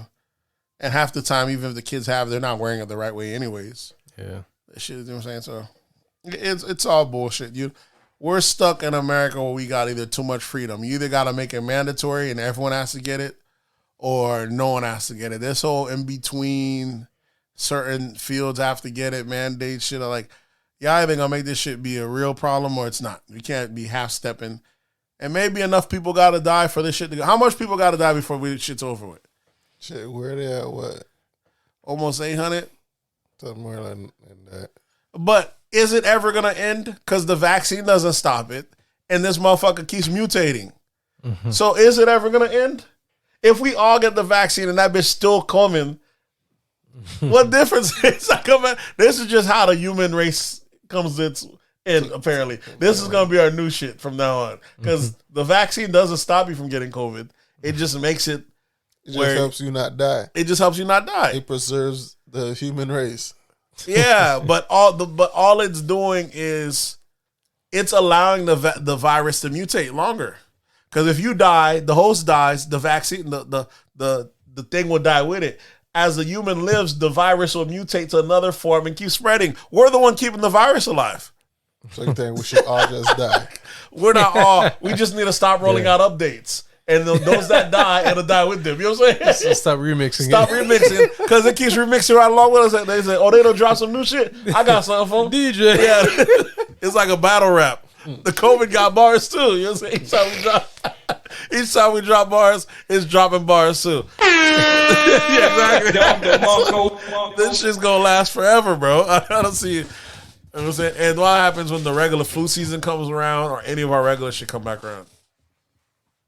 I don't know. COVID is... This is going to be an add-on. Yeah. What COVID's really doing more than anything is fucking up America more than anything else. Yeah, fucking up capitalism, yeah.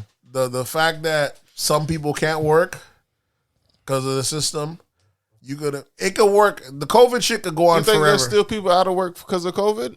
There's some people that's afraid of going to work. These jobs are forced to pay more. Mm-hmm. There's some people that they rather not work because if they could get fired or laid off, they could still get rightful unemployment to make it more that way. Early unemployment, yeah. Early retirement. There's also early retirement. Yeah. The longer our system is meant for people to work. You already know that. That's how America's set up. Yeah. The longer you're keeping us out of work, the more people is not going to want to work, and you're turning those people almost to like socialist state, and we're not built for that. And even though for the the 1% ain't gonna try to share that wealth, so we're not built for that socialist. Yeah, shit. We're not built for that here. That's why a place like Canada and them, they could be as strict as they want talking about lockdowns. Like, they already charges people almost 60% tax.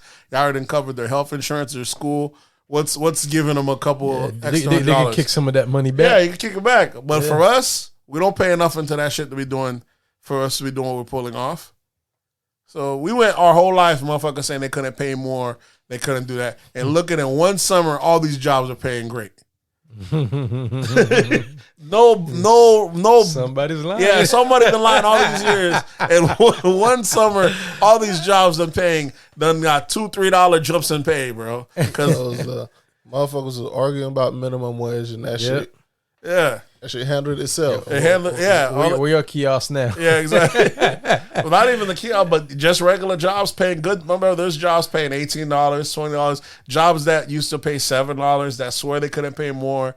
You know what I'm saying? And I don't know. It's doing that between the people not working and the presidents or whoever's in charge not wanting the ball to drop in their hands.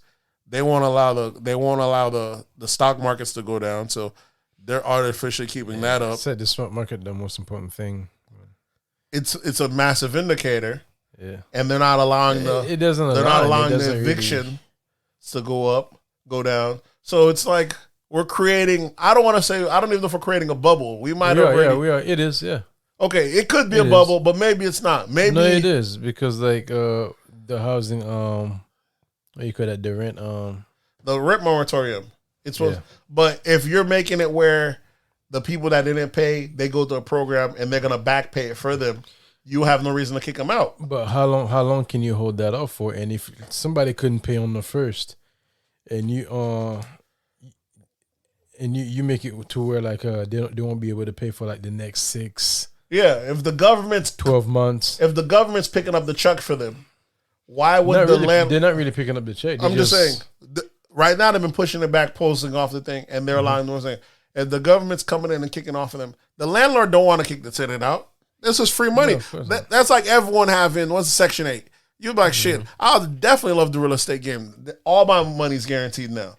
If the government's your tenant. But the landlord really getting the money? Or? Yeah, I mean, eventually, once they lift the moratorium, they're slowly rolling out. There's incentives there. There should be no one that lost their jobs during COVID that don't have a system in place to cover for their rent. There's government policies out there. You know, the government, they pass a policy. The worst thing they do is they're good at passing because they're bad at advertising it. You know what I'm saying? It's almost like it's meant to be scammed because only motherfuckers that know about it are the scammers. But there's policies there to get your rent paid for 3 months. You know what I'm saying? And then you get to renew for it again another 3 months of it. So there's stuff there. So if they're making it where the landlords are still getting their money, they're making why the fuck am I going to work every day? You see what I'm saying? Motherfuckers is living free. Only person that's losing is the motherfucker that's going to work.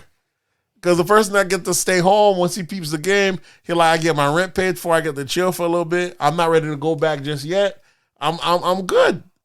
And when I go back, they're paying even more. How you gonna lose? Motherfuckers could be traveling right now. So you got that sector of the economy. You got the people that's going to work, they're getting emergency pay, they're making a bit more. We know all the medical people making a killing. You know the scammers making a killing. So, and now we're finally starting to see the price of everything starting to shoot up. Yeah. So this is why I felt maybe it's not a bubble we're getting, but what we're gonna get instead of is inflation. These new prices that are supposed to be shut, this is gonna be the permanent price. I mean, yeah, it is gonna be a bubble because like a lot of stuff that's what do you call that?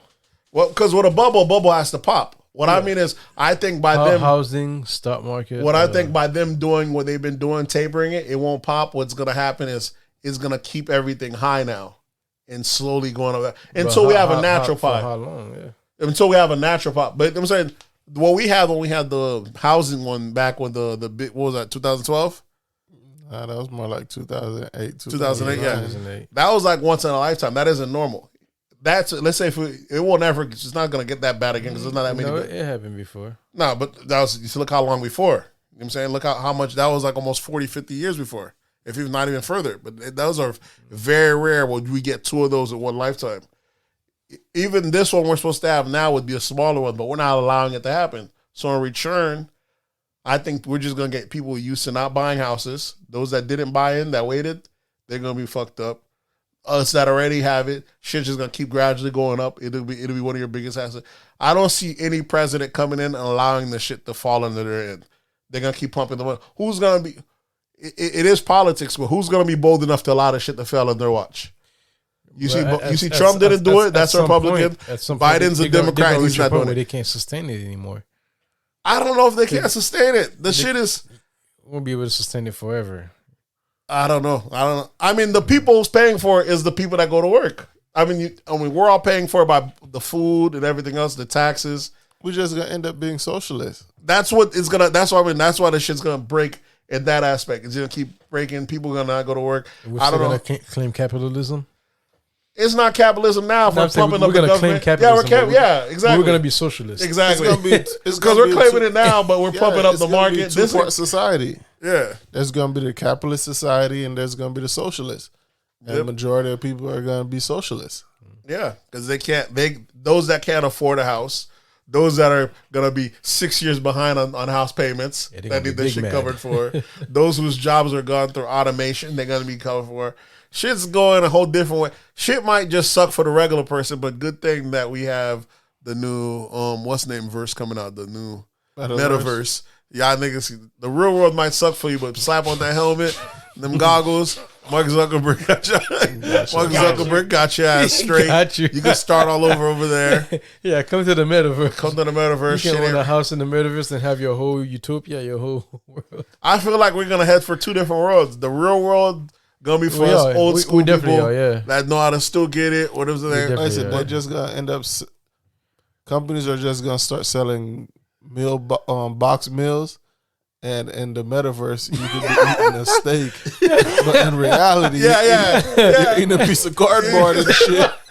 They put scent features in there where you smell like it, where it smells like real food and everything. You seen just this past week, someone bought $2 million worth of real estate in the metaverse for a piece of plot land. Yeah, $2 million in a piece of plot land in the metaverse. So this shit is we're headed towards a. Things are going crazy, bro. I'm not sure. No wonder motherfuckers is delusional on that, for real. Yeah, people getting more money than ever. People paying for JPEGs, bro. You know, we're in a different type of world right now. So, you know what I'm saying? So change is coming. That's for damn sure. Wow. You know what I'm saying? And remember, before COVID, we were supposed to have 5G. It was COVID that stopped the rollout from it getting over in the U.S. They got it in China. So they said that 5G come. The government's really gonna have a reach because that 5G is a different beast. That's the connecting all the internet together. That face identity shit when you passing by the highways, that shit could see your face and pass it on to the next camera system. You know, China's and that shit all over that shit. But once US get advantage of it, so who knows? Shit's getting crazy. What else we got in pop culture? Pop culture. We got the Barbados news. Yeah. I do have that, right? Barbados becomes independent. Finally, you know, instead of removing the Queen of England as their head of state, you know, she's old as shit. She don't care anymore anyways. You know, she's like, y'all can have y'all little thing back. She's still the head of state of Canada and plenty other, all these other territories. Yeah, the longest ruling monarch in history. So, I mean, it's like you don't mean to, like, not to be mean, but damn, like. Well, they family runs old. You see that Prince Charles was like 100 years old, right? Wasn't he before he died? Like almost 99. Hey, what are you taking? Like, okay, so West End becomes independent, and I guess their first action was to make Rihanna the national treasure, national hero, national treasure, something like that. Yeah, national hero. Yeah, man. Who would have fucking thought that call when Jay-Z signed Rihanna? That was a fucking hit out the park, bro. Exactly. Because when he got her, she was doing soca and all these other music. To now being one of the biggest singers out there, that even not even have to do music anymore, being a billionaire off of clothes and brands, and she's like this shit is fucking insane, bro. And apparently your boy knocked up. Oh, A$AP Rocky. He did? Smart man. She's pregnant. Nice. Yeah, exactly. Yeah. Score. City boy me up. Yeah, smart man if he did that. Good. Swish. Knock up the billionaire. Yeah, Swish.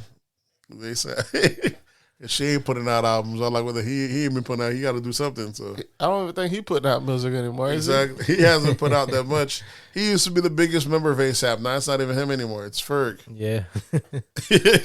When y'all hold it down, man. Yeah, y'all hold it down. So yeah, Rihanna's now national treasure of Barbados and all that. She's a different beast. People waiting on that second album. I've been waiting on the latest album. If that ever drops, I doubt it. But she got her Savage Fenty high-end subscription shit. That's where she getting her money from. That's not like you buy Fenty one time. It's a subscription-based model. Oh, speaking of her, she had posted a picture of what was it, like some type of outfit she had. Mm-hmm. In the back, like exposed her whole her ass, the one in the pajamas, right? Yeah. Yeah.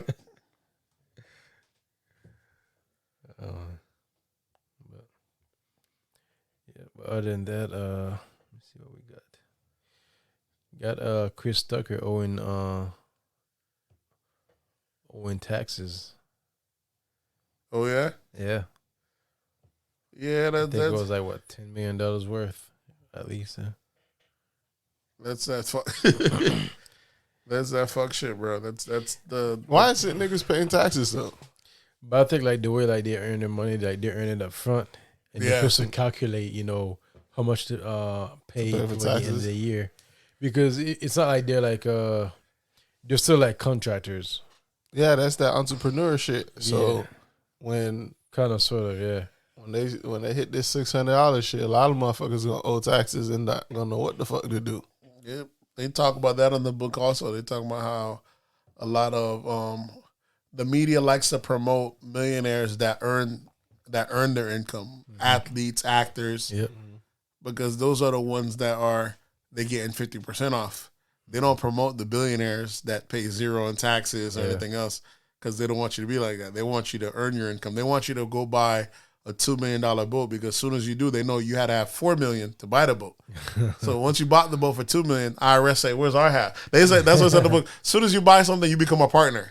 So you buy $1 million house, hey, you got my half, right? Because they're gonna audit you. As soon as you buy one thing, you automatically owe them another half. But they're not gonna show you these billionaires that they might be worth $100 million by the time they die. When it's time to bury them, when the estate tax up, they show their net worth is only $200,000.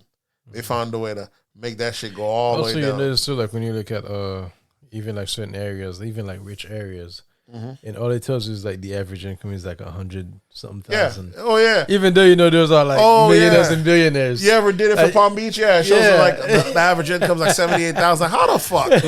But that's what they're paying in taxes. These niggas know how to lower their shit all the way down.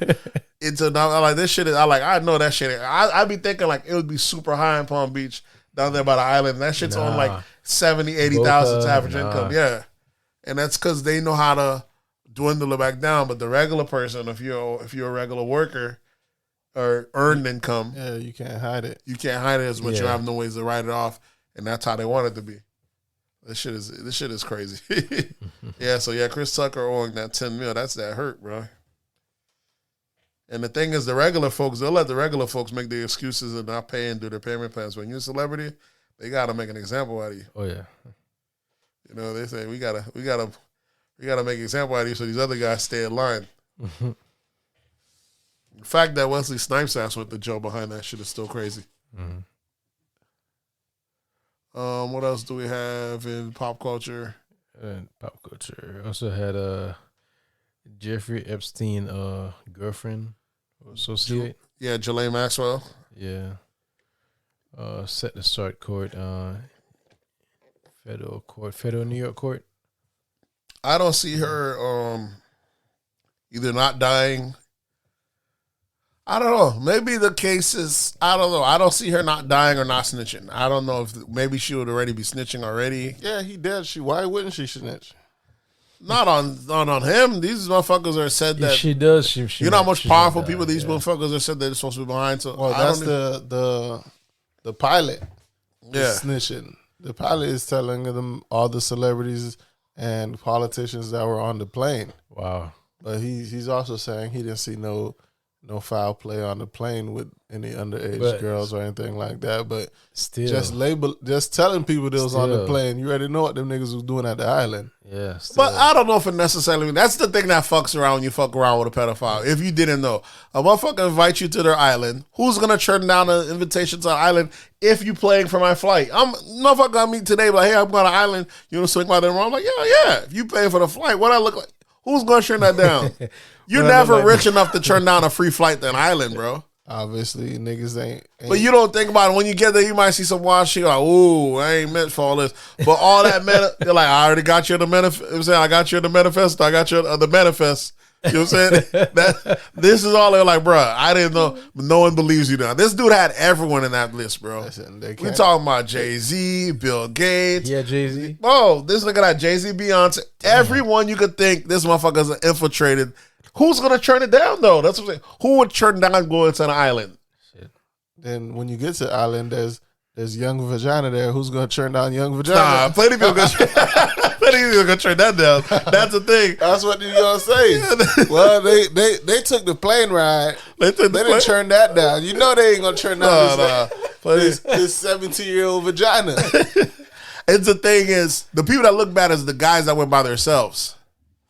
And the freaking flyers. Yeah, and the freaking flyers. They're like, yeah, because you mean to tell you ain't went once. Bill Gates went that bitch a couple of times. And I know Trump was never in his manifest. They're saying that's a good thing. But Trump got his own plane.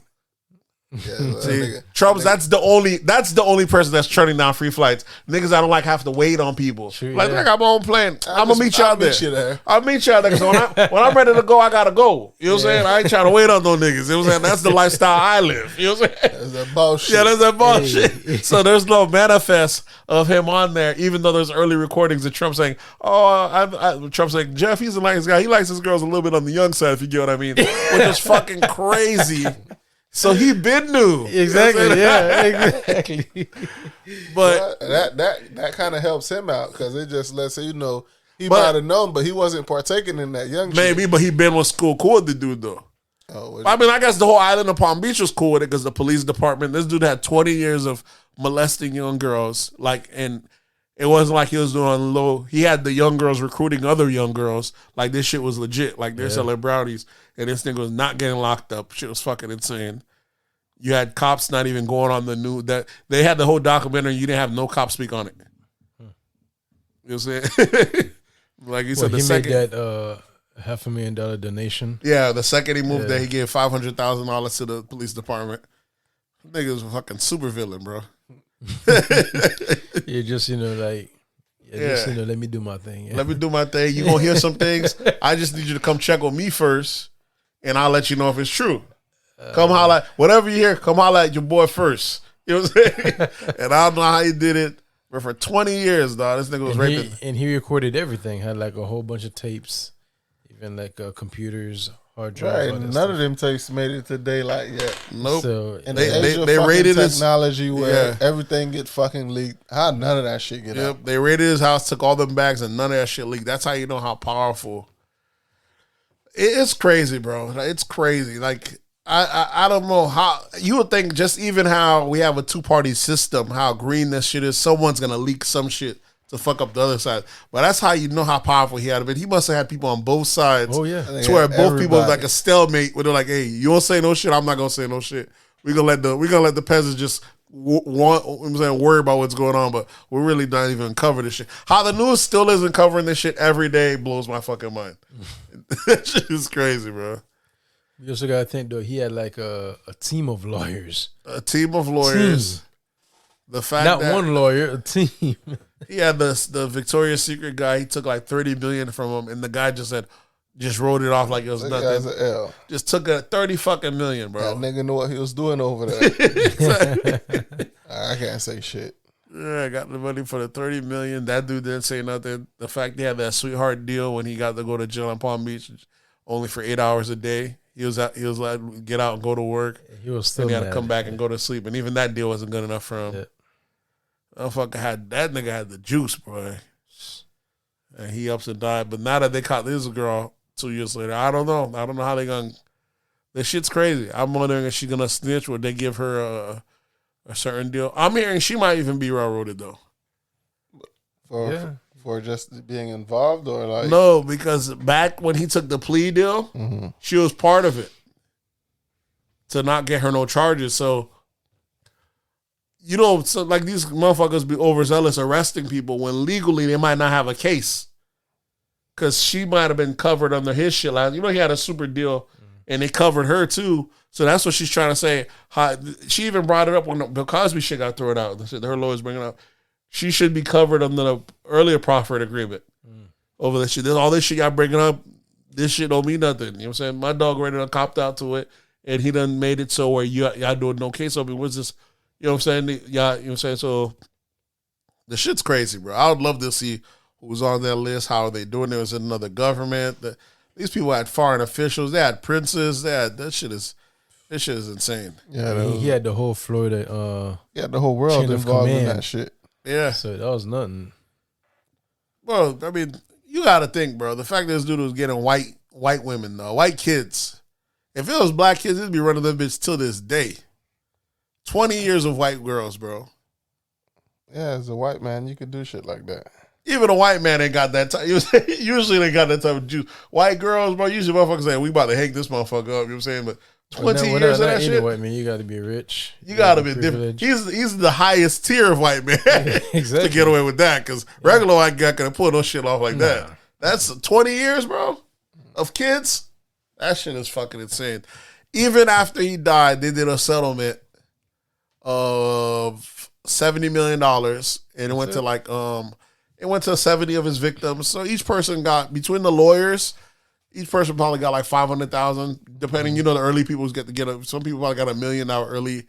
What's the name? But you know, it's all an NDA. They don't speak on it. So those people already paid out. Those victims already made their 500 to $1 million each. Yeah. The fact that even when he died, his estate was already tied up. He had transferred everything over. That's his family deciding, all right, we're going to give y'all 70. Y'all get up all our shit. They didn't even have to do that. That money was gone, bro. Before he killed himself somehow, he did some kind of transfer and some trust shit. This shit was fucking crazy. I'm like, this shit is wild, bro.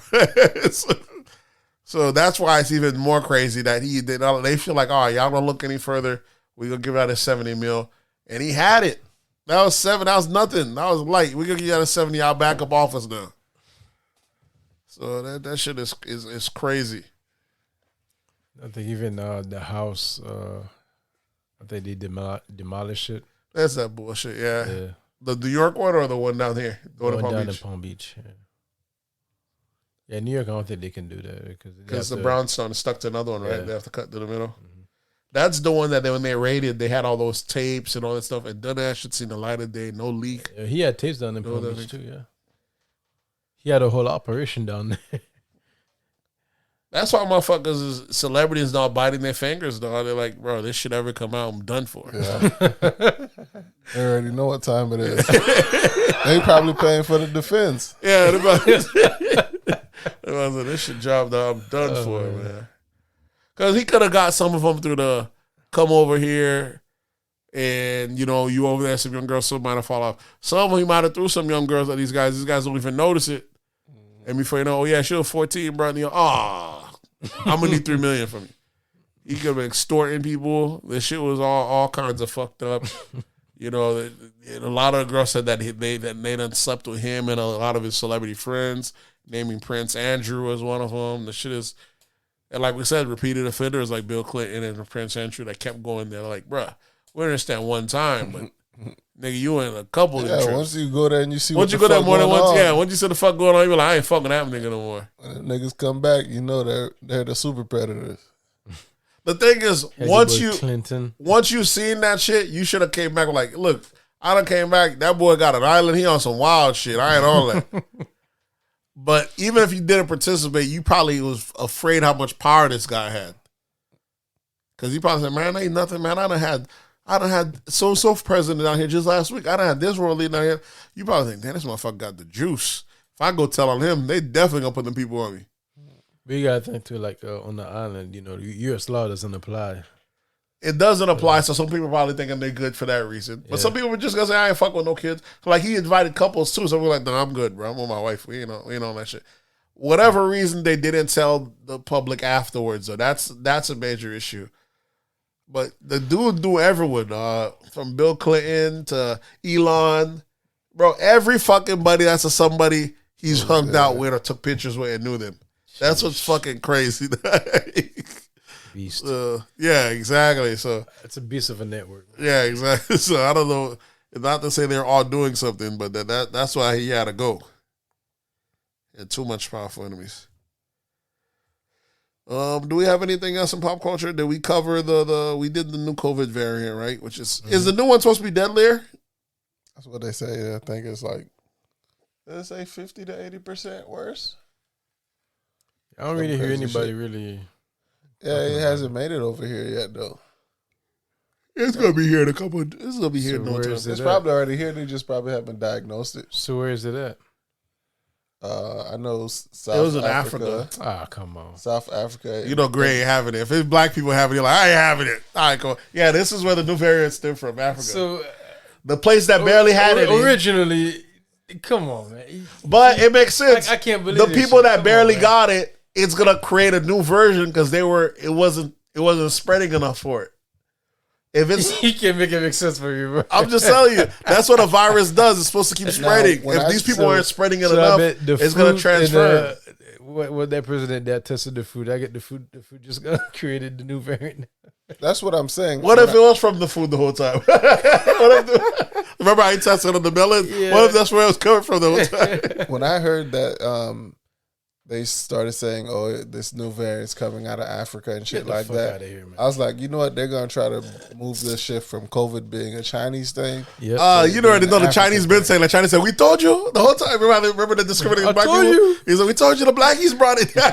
So the blackies. I already see that narrative of them shifting it from China to having Africa be where the new variants are coming out of and where the making it an African disease. Right. Yeah, especially because a lot of black prominent places weren't getting that many of it. But I don't know. This shit's crazy. All I know is these vaccine companies are going to be making money for the foreseeable future, bro, because they're going to keep rolling out vaccines. They're going to keep rolling out with boosters. So how deadly is it right now in Africa, in South Africa? I can't even tell you, bro. You don't have any numbers, or they don't have any... Yeah, how many people are dying? Come on, man. The one it's the deadliest. The one in India, the Delta one was knocking people off. Yeah. The Delta one. They were burning bodies right and left with the pyres, smoke fires. All them Indians were dying. I never seen a case where there was lots of deaths in any black country so far. The most black people that died are here in America. You know what I'm saying? They were saying, I'm not seeing them when they're in Haiti or the islands. You know what I'm saying? Yeah, I'm not seeing it. And that could just be because America's healthcare system, because we tend to be the most obese or more have underlying conditions. But places like in all those other places, I'm not seeing it in black countries like that. So I don't want to know how bad is this variant. Okay, speaking of COVID, it looks like Hollywood Unlocked just reported LeBron James tests positive for COVID-19 after afternoon after being vaccinated. So you already know. These non-vaxxers like you and Nate are gonna have a. I already seen that when people talking about Kyrie can't play and he's not vax. LeBron fully vaxxed and he out here catching COVID. And I'm like, I already told you the vaccine don't stop you from getting it. Just stop you from dying, motherfucker. Just stop you from dying. LeBron. That's what they've been telling y'all niggas though. But if you're in the age group that can't really die anyways, not can't really die, but that are least likely to die, people are like, what's the point? This is the worst vaccine. It's giving vaccines a bad name. That's for damn sure.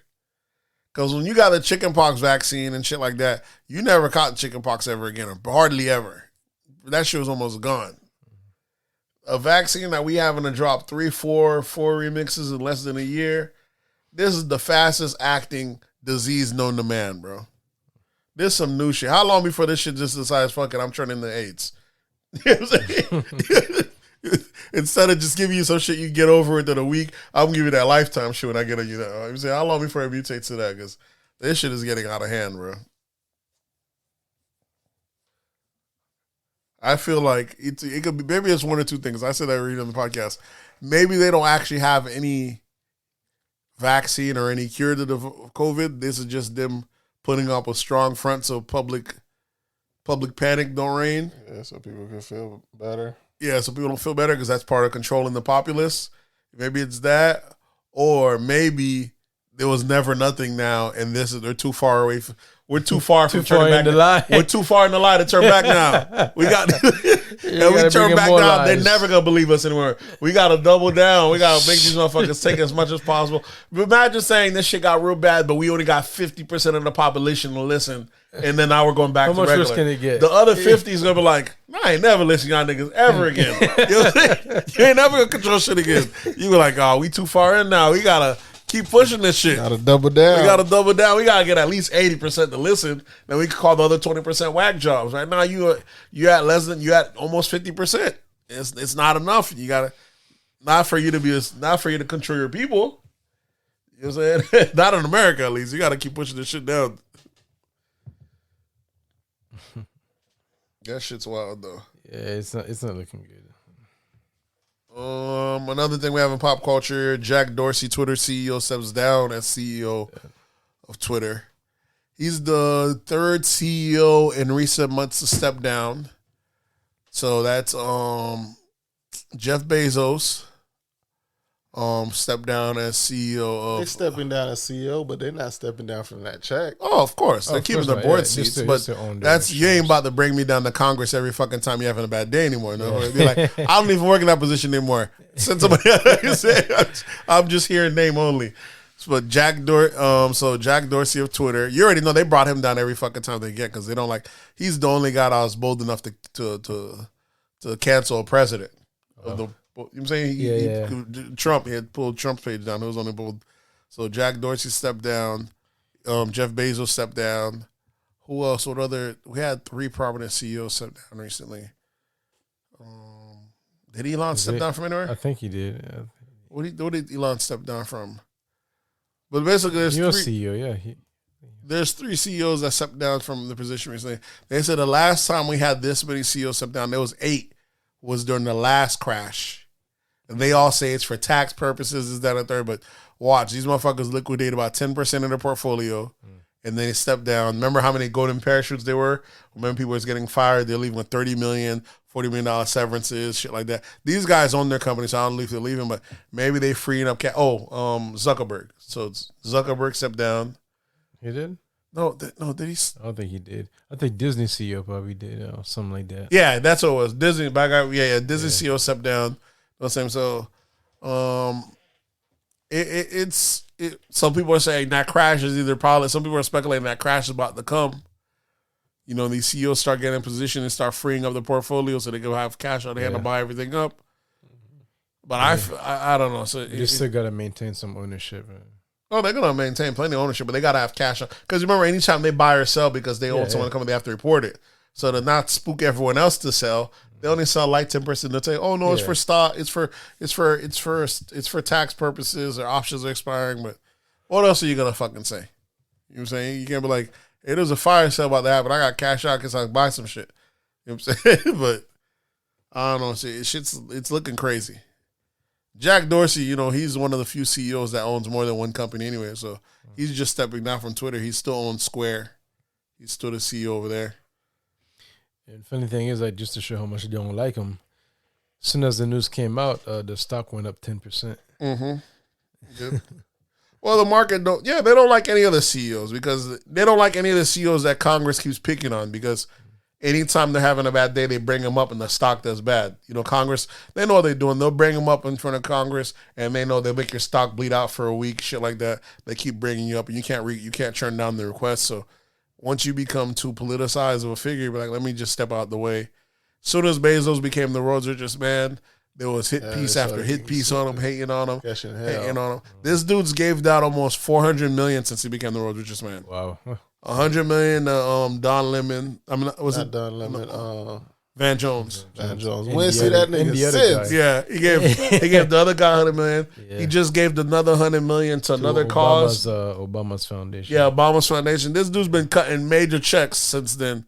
You know, trying to make y'all change that narrative on him. But people just, we need to end billionaires. This, that, and third. They hanging on to it. Like, but there's one billionaire that ain't gonna put up with that bullshit. Elon. Yeah, Elon ain't gonna. Elon like, fuck y'all talk about. Yeah, Elon told Bernie, I forget you're still alive, bro. That's a disrespect. Yeah, you still here? Elon's the I know that shit had to make Bernie feel like shit. Yeah. Elon's the only billionaire that ain't got no problem talking shit. It's all the rest. And, yeah, this shit is crazy. You know, ain't like these. If these guys were cheating, it'd be one thing. But these guys are playing by the rules. He's just working hard. Motherfuckers hating, bro. Yeah, that shit is. It is crazy, but it is. I hate to keep bringing up that book. It's another aspect that they show you about it. Like they keep trying to show us that these guys aren't paying their fair share, or this, that, and third, to try to make us hate on them when they're doing everything legally that they're supposed to be doing. That's why they're not getting arrested. Yeah. They're not breaking any laws. If they weren't, they would have been arrested. Exactly. They have the biggest target. They're not doing nothing illegal. Yeah. They're paying their fair share. They're doing what's required of them that they're supposed to pay. Ain't no one out here paying more taxes than you're supposed to. Who would do that?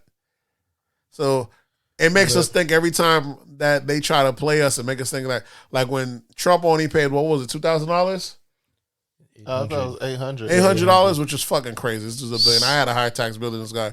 And they make us feel mad about it, but like, once you read that book, when they start breaking it down, how these people, how the way they get it to go down, they give away the charities that they like. Mm-hmm. It's like they're controlling what they want to do with their money, as opposed to letting the government control it. Certain things, as opposed to letting the government control it. If everyone had the option to give that money to somewhere where they would do it. Exactly. It's just like you don't have enough to do that. You don't have enough, and you're not in the pay structure that they are. Right. A lot of times, it's what they invest into. Like, say, like, okay, like you're in real estate, so you provide housing. So exactly. Now, like you're able to give people like you're able to like I guess like help reduce homelessness. You help reduce something. Providing something to the market. In return, they allow you to depreciate the value. In return, you get a credit for that. Exactly. So they invest in stuff like that. They do all the activities that requires them to get like credit. So they gain so much credit where like they don't have to pay anything. Exactly. And anyways, like you said, these people didn't get rich for not by accident. So what kind of person would be like, hey, whatever you do, I gotta give this guy 50%. If you can find a way to not give this guy 50%, you're gonna do that way automatically. You're like, I'm gonna automatically reduce this guy that's got his hand in my pocket, and that's Uncle Sam every time. Whatever I gotta do, I'm gonna go that route the most, so I don't have to pay him. So it makes sense. That's how these people got to be rich. But when you go online, you don't. They ain't supposed to be any billionaires. It's like, sure, they ain't supposed to be, but people's always gonna be smart, and whatever the rules is, they're gonna find some way around it. You're just gonna game the system. I mean, they're the ones paying. Your system is for play. You know, it's the So the shit is. It was just crazy. He was like, who's on the track to be the first trillionaire? Is that Elon? Elon? Yep. Between him and Bezos. Yep. That's fucking wild. Yeah. Yeah, they're now officially past even Mansa Musa's wealth.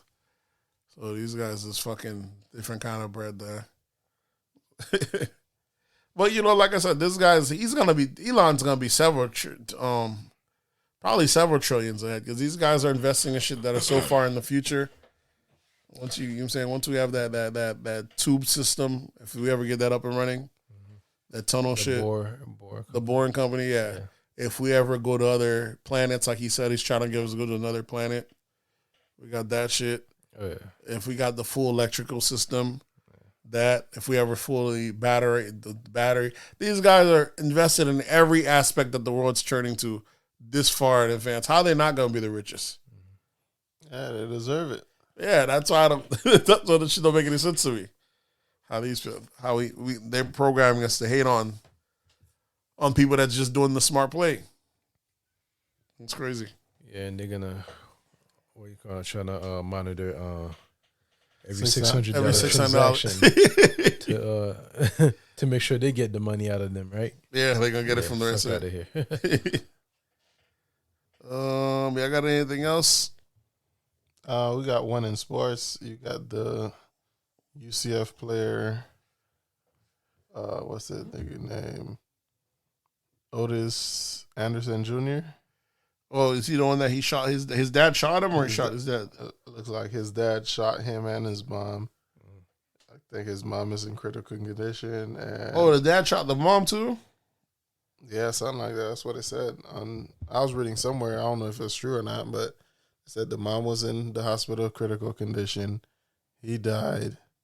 I think the father was, but it said he died, but the mom was in critical condition. But they said the father was charged with 2 counts of 2nd-degree murder. So I'm assuming she probably died as well. This was a current, I think he was a current UCF football player, running back, and I guess he went to home for Thanksgiving this past weekend, and him and his dad, I guess, got into an argument over a dog bite. I guess a dog bit somebody, and they was arguing about it, and his dad ended up shooting him. That shit is wild, man. America doing what it do best, Motherfuckers is strapped and ain't having it. No, people don't know how to act right now. Yeah, it's crazy to shoot your own son. Yeah. That's sad. Didn't that's how Al Green died? He got in a dispute with his dad.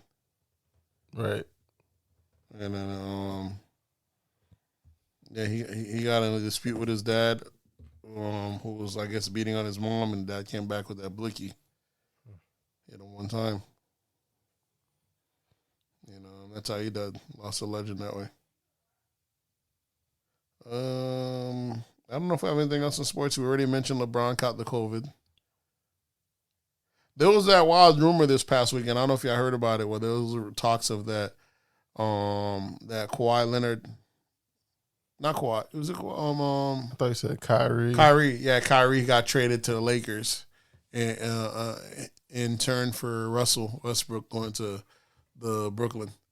I don't know why there would be that rumor before we have a rumor of him taking the COVID shot.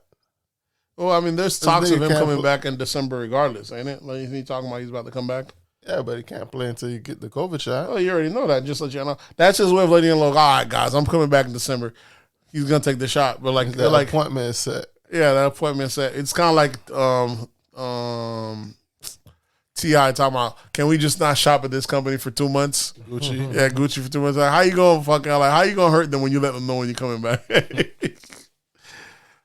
Your boy's been out of control, bro. Who that? Eric Cantor. Oh, yeah. Going at LeBron for the whole...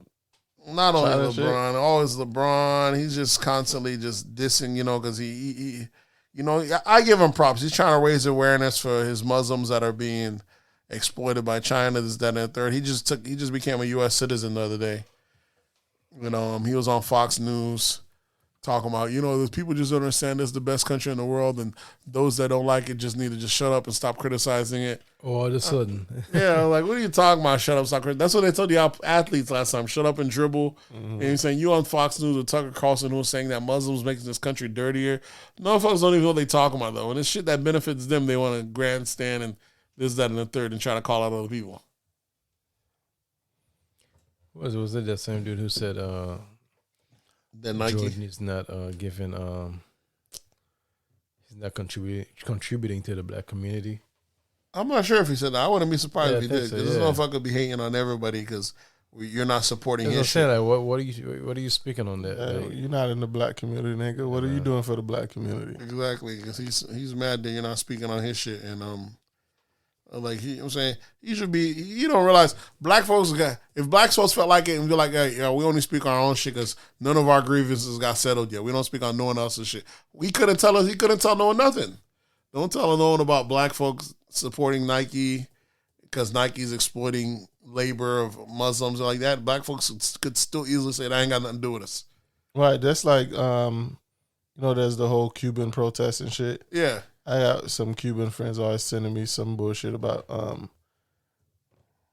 post for Cuba this, post for Cuba that. I'm like, bruh, when all this Black Lives Matter shit was going on, I ain't see nothing come from you, bro. Yeah. Fuck you sending me this shit for? Nigga, you got an issue over there, handle your issue. Handle your issue. Let me fight my issues over here since you ain't gonna help this issue.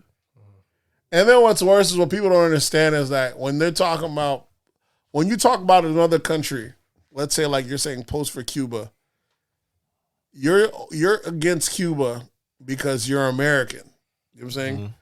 But we're in America, we're against America because the way America treats us. Mm-hmm. You know what I'm saying? We have two different issues. Your ally for your country is our suppressor over here. It's our, you know what I'm saying? So it's two different people. We're not over here talking about, you know what I'm saying? We're over here trying to make America hold up. Yeah, nigga, we fighting a battle on land. On land. We want the freedoms that they're trying to give y'all people abroad. We trying to get it over here.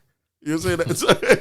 That's what people don't understand. They talk about post for Cuba or post for go against China. This that. Like, our issue ain't with China and the motherfuckers. Our issue is with the people over here.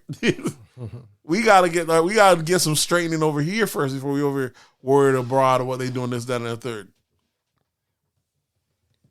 Did you speak on Ahmaud Arbery trial?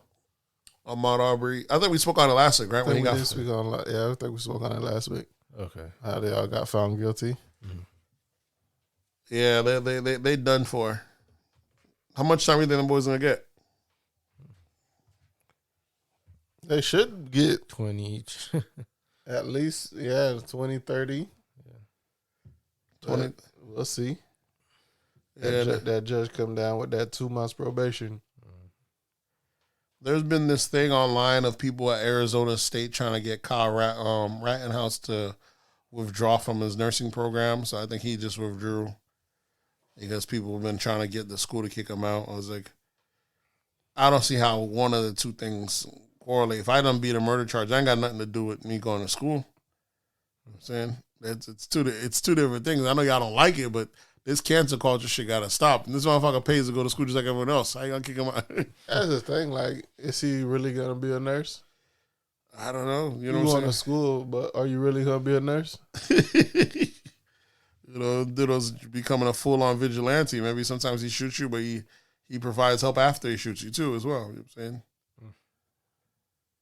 So, but there was just a lot of shit I guess they're talking about that was in the media that wasn't true or some shit like that. I guess apparently his dad did live in that state, even though it wasn't his business, so it wasn't like he traveled to a place that he wasn't from. That's where his dad's from. Some shit. You know how the media always halfway reports some shit and then afterwards it comes out.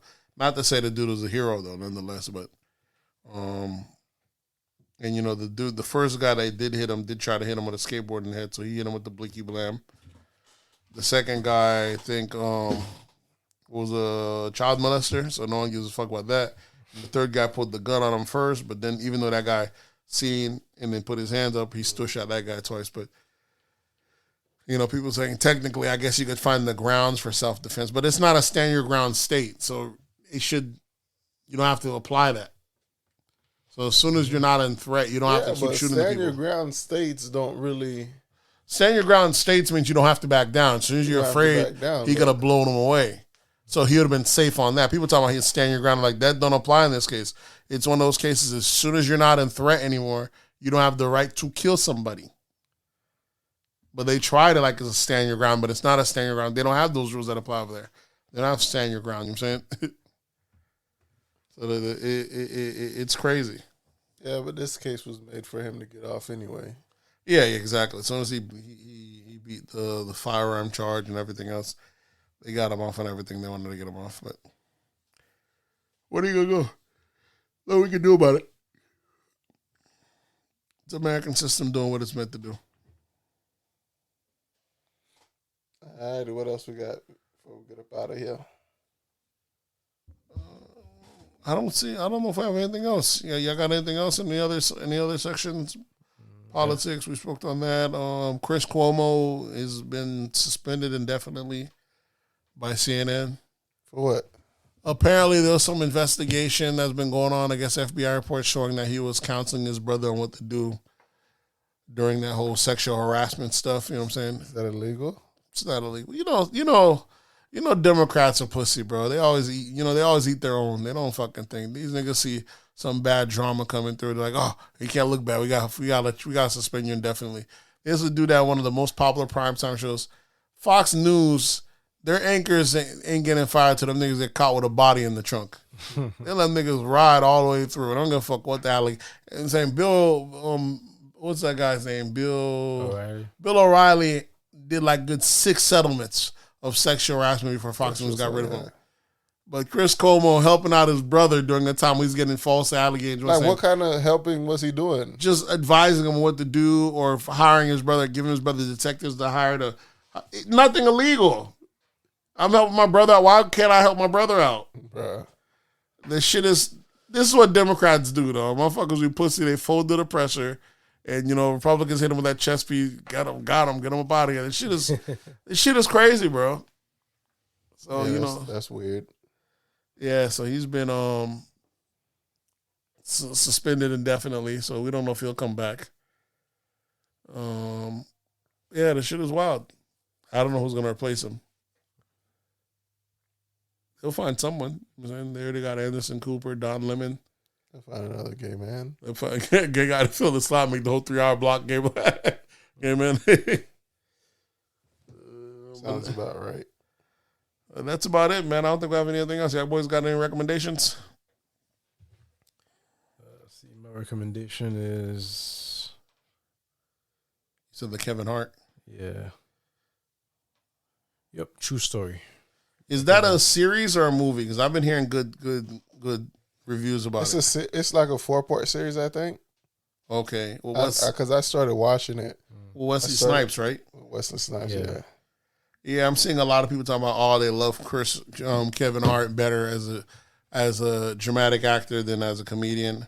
I'm like, motherfuckers stay hating on Kevin Hart. Like, this nigga got at least 2 classics under his belt. He's still rocking shit. How can y'all say, who doesn't like a comedian when they do drama more? That's because it's the completely opposite of what you expect from them.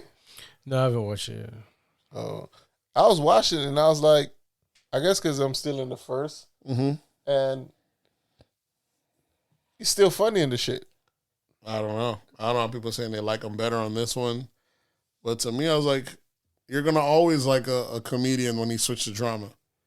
And it's hard to not look at a comedian and laugh. True, yeah. That's true, but that's why when they do the complete opposite, people like them even better because you don't expect them to be that serious. Yeah. Because every time I see fucking Jamie Foxx, yep, I'm like, nigga, this nigga about to make me laugh. Just his face. Yeah, but think about Ray or Django when them boys go do dramas. They know they put that hat on. Think of Adam Sandler when that nigga did Uncut Gems. Did you ever see that yet? Is that the one with LeBron in it? No. Uncut Gems have Kevin Garnett, right? Kevin Garnett, yeah. Okay, I don't know if I've seen it. Oh, phenomenal movie.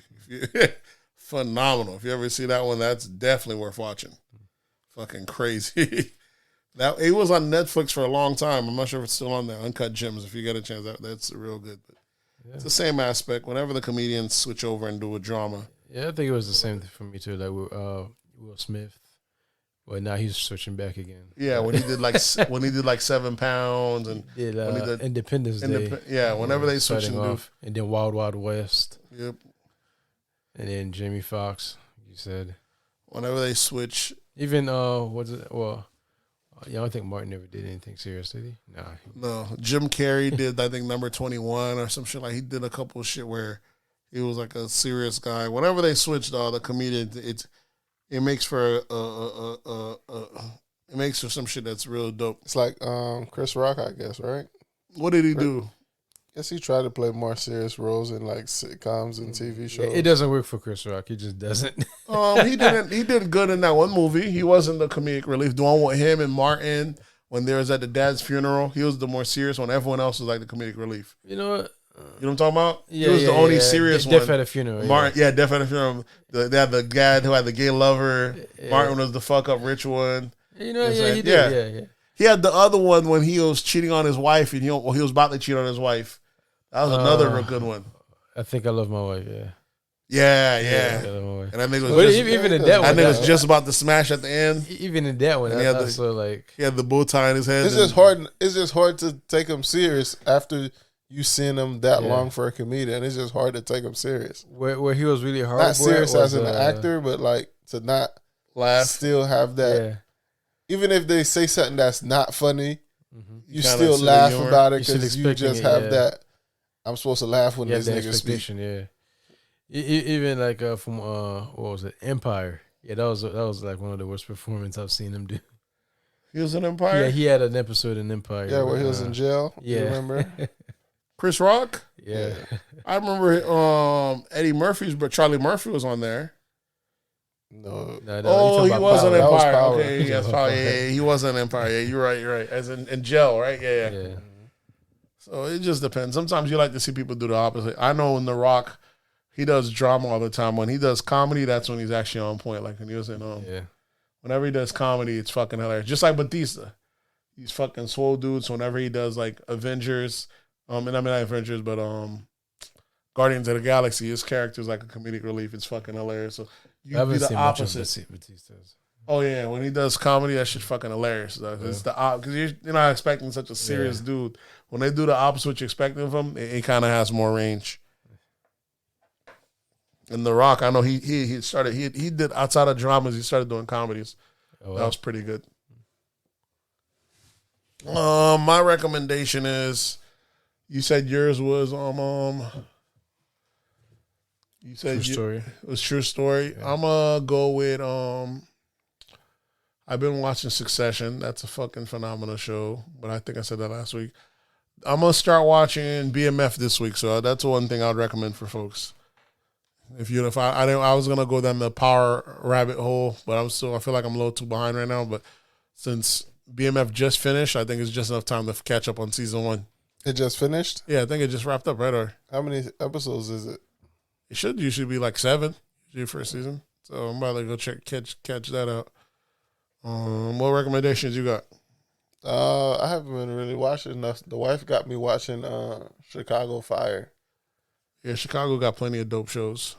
Yeah, the whole Chicago thing is like, it's by Dick Wolf, and everything is mixed. So Wolf Dick is Dick Wolf is he did motherfucker got there's a guy's money different kind of long though. Yeah, so all the Law and Order bread. Damn. All the Chicago all the Chicago shows, all them shits are intertwined in length. So oh, you mean so the characters? Yeah, characters will start off and then he'll branch off. So there's Chicago PD, Chicago Fire, somehow he connects Chicago Med. So all the you'll see like the character go inside the hospital. Yeah. Okay. Yeah. So does it connect? Yeah, he connects them. Yeah. They're all from like the same universe. They're like all in the same Chicago with different departments. Yeah. He does the CSIs too. No, he does all the Law and Order. Law and Order. Okay. Mm-hmm. Yeah, Law and Order. Yeah, it's iconic. So that's what I've been watching pretty much for the past every time week you hear or that so. song, Yep. Yeah, you already know. Yeah, Law and Order. That one's the longest running one. SVU. Criminal Intent was gonna be the longest one, but I think someone mouthed off, and just like that, the motherfuckers pulled the plug. Right when it was about to be 20 years, he just yanked it. Damn. And like shit's fucked up, but now SVU is like the longest running one. I think it just now might have just broke the record for his longest running one. That's doing Ice-T getting a check, bro. I think man makes $1 million an episode. Oof. He's not even the biggest guy on there.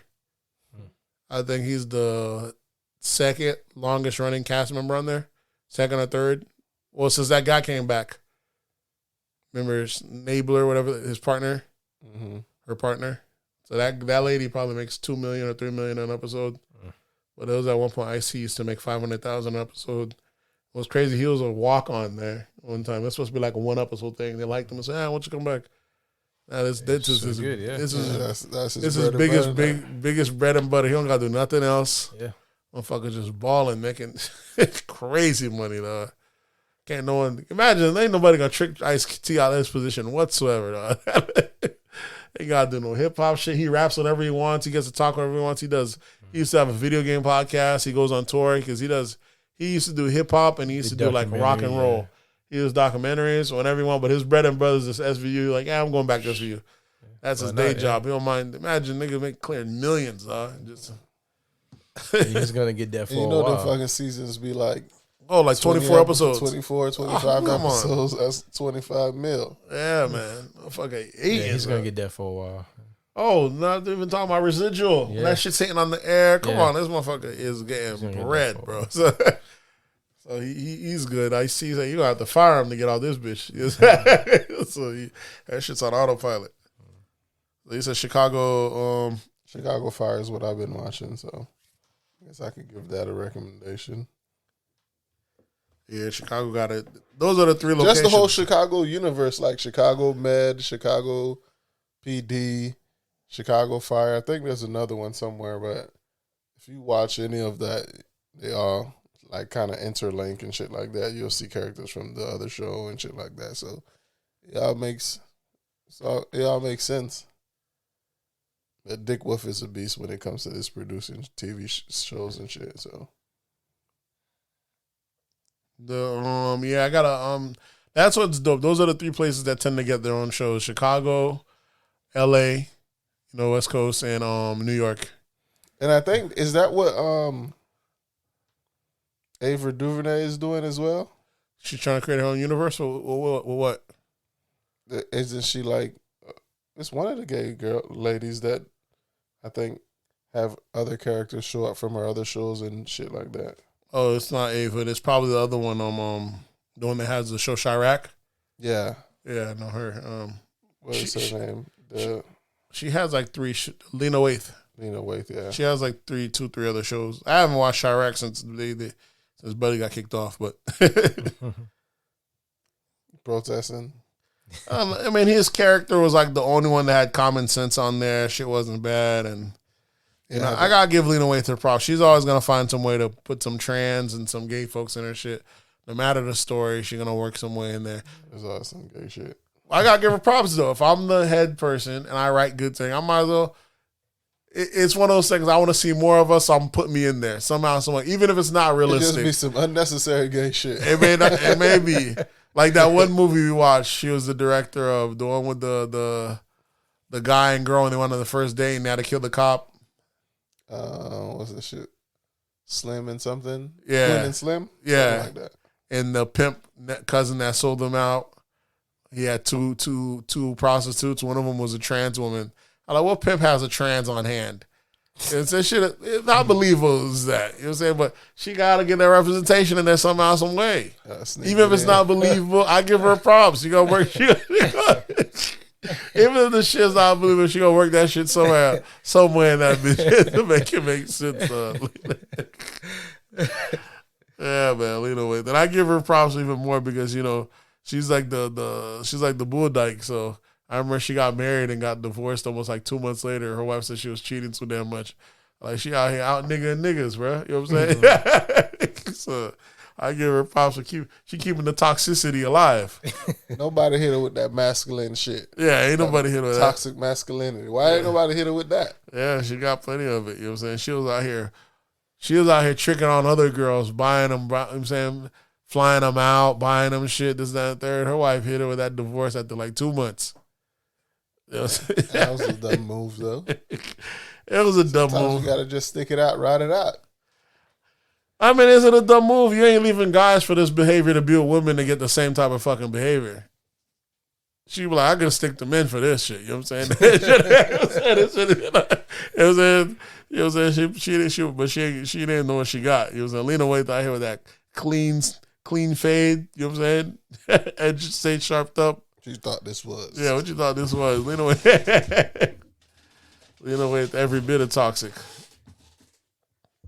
But I think that's it, man. I give my recommendations. You did. You go ahead and I guess sign us out. All right, folks. You already know what to do. Hit us up on That's Absurd Pod on Instagram. That's Absurd Pod on Twitter. That's Absurd Podcast on Facebook. And you can always drop an email if you feel like typing it up. That's Absurd Podcast at gmail.com. And the voice line is always open if you want to drop some knowledge or anything on us. You could drop some voicemails at 407-900-6076. That number is 407-900-6076. And we'll catch you guys next week like we always do. Yep.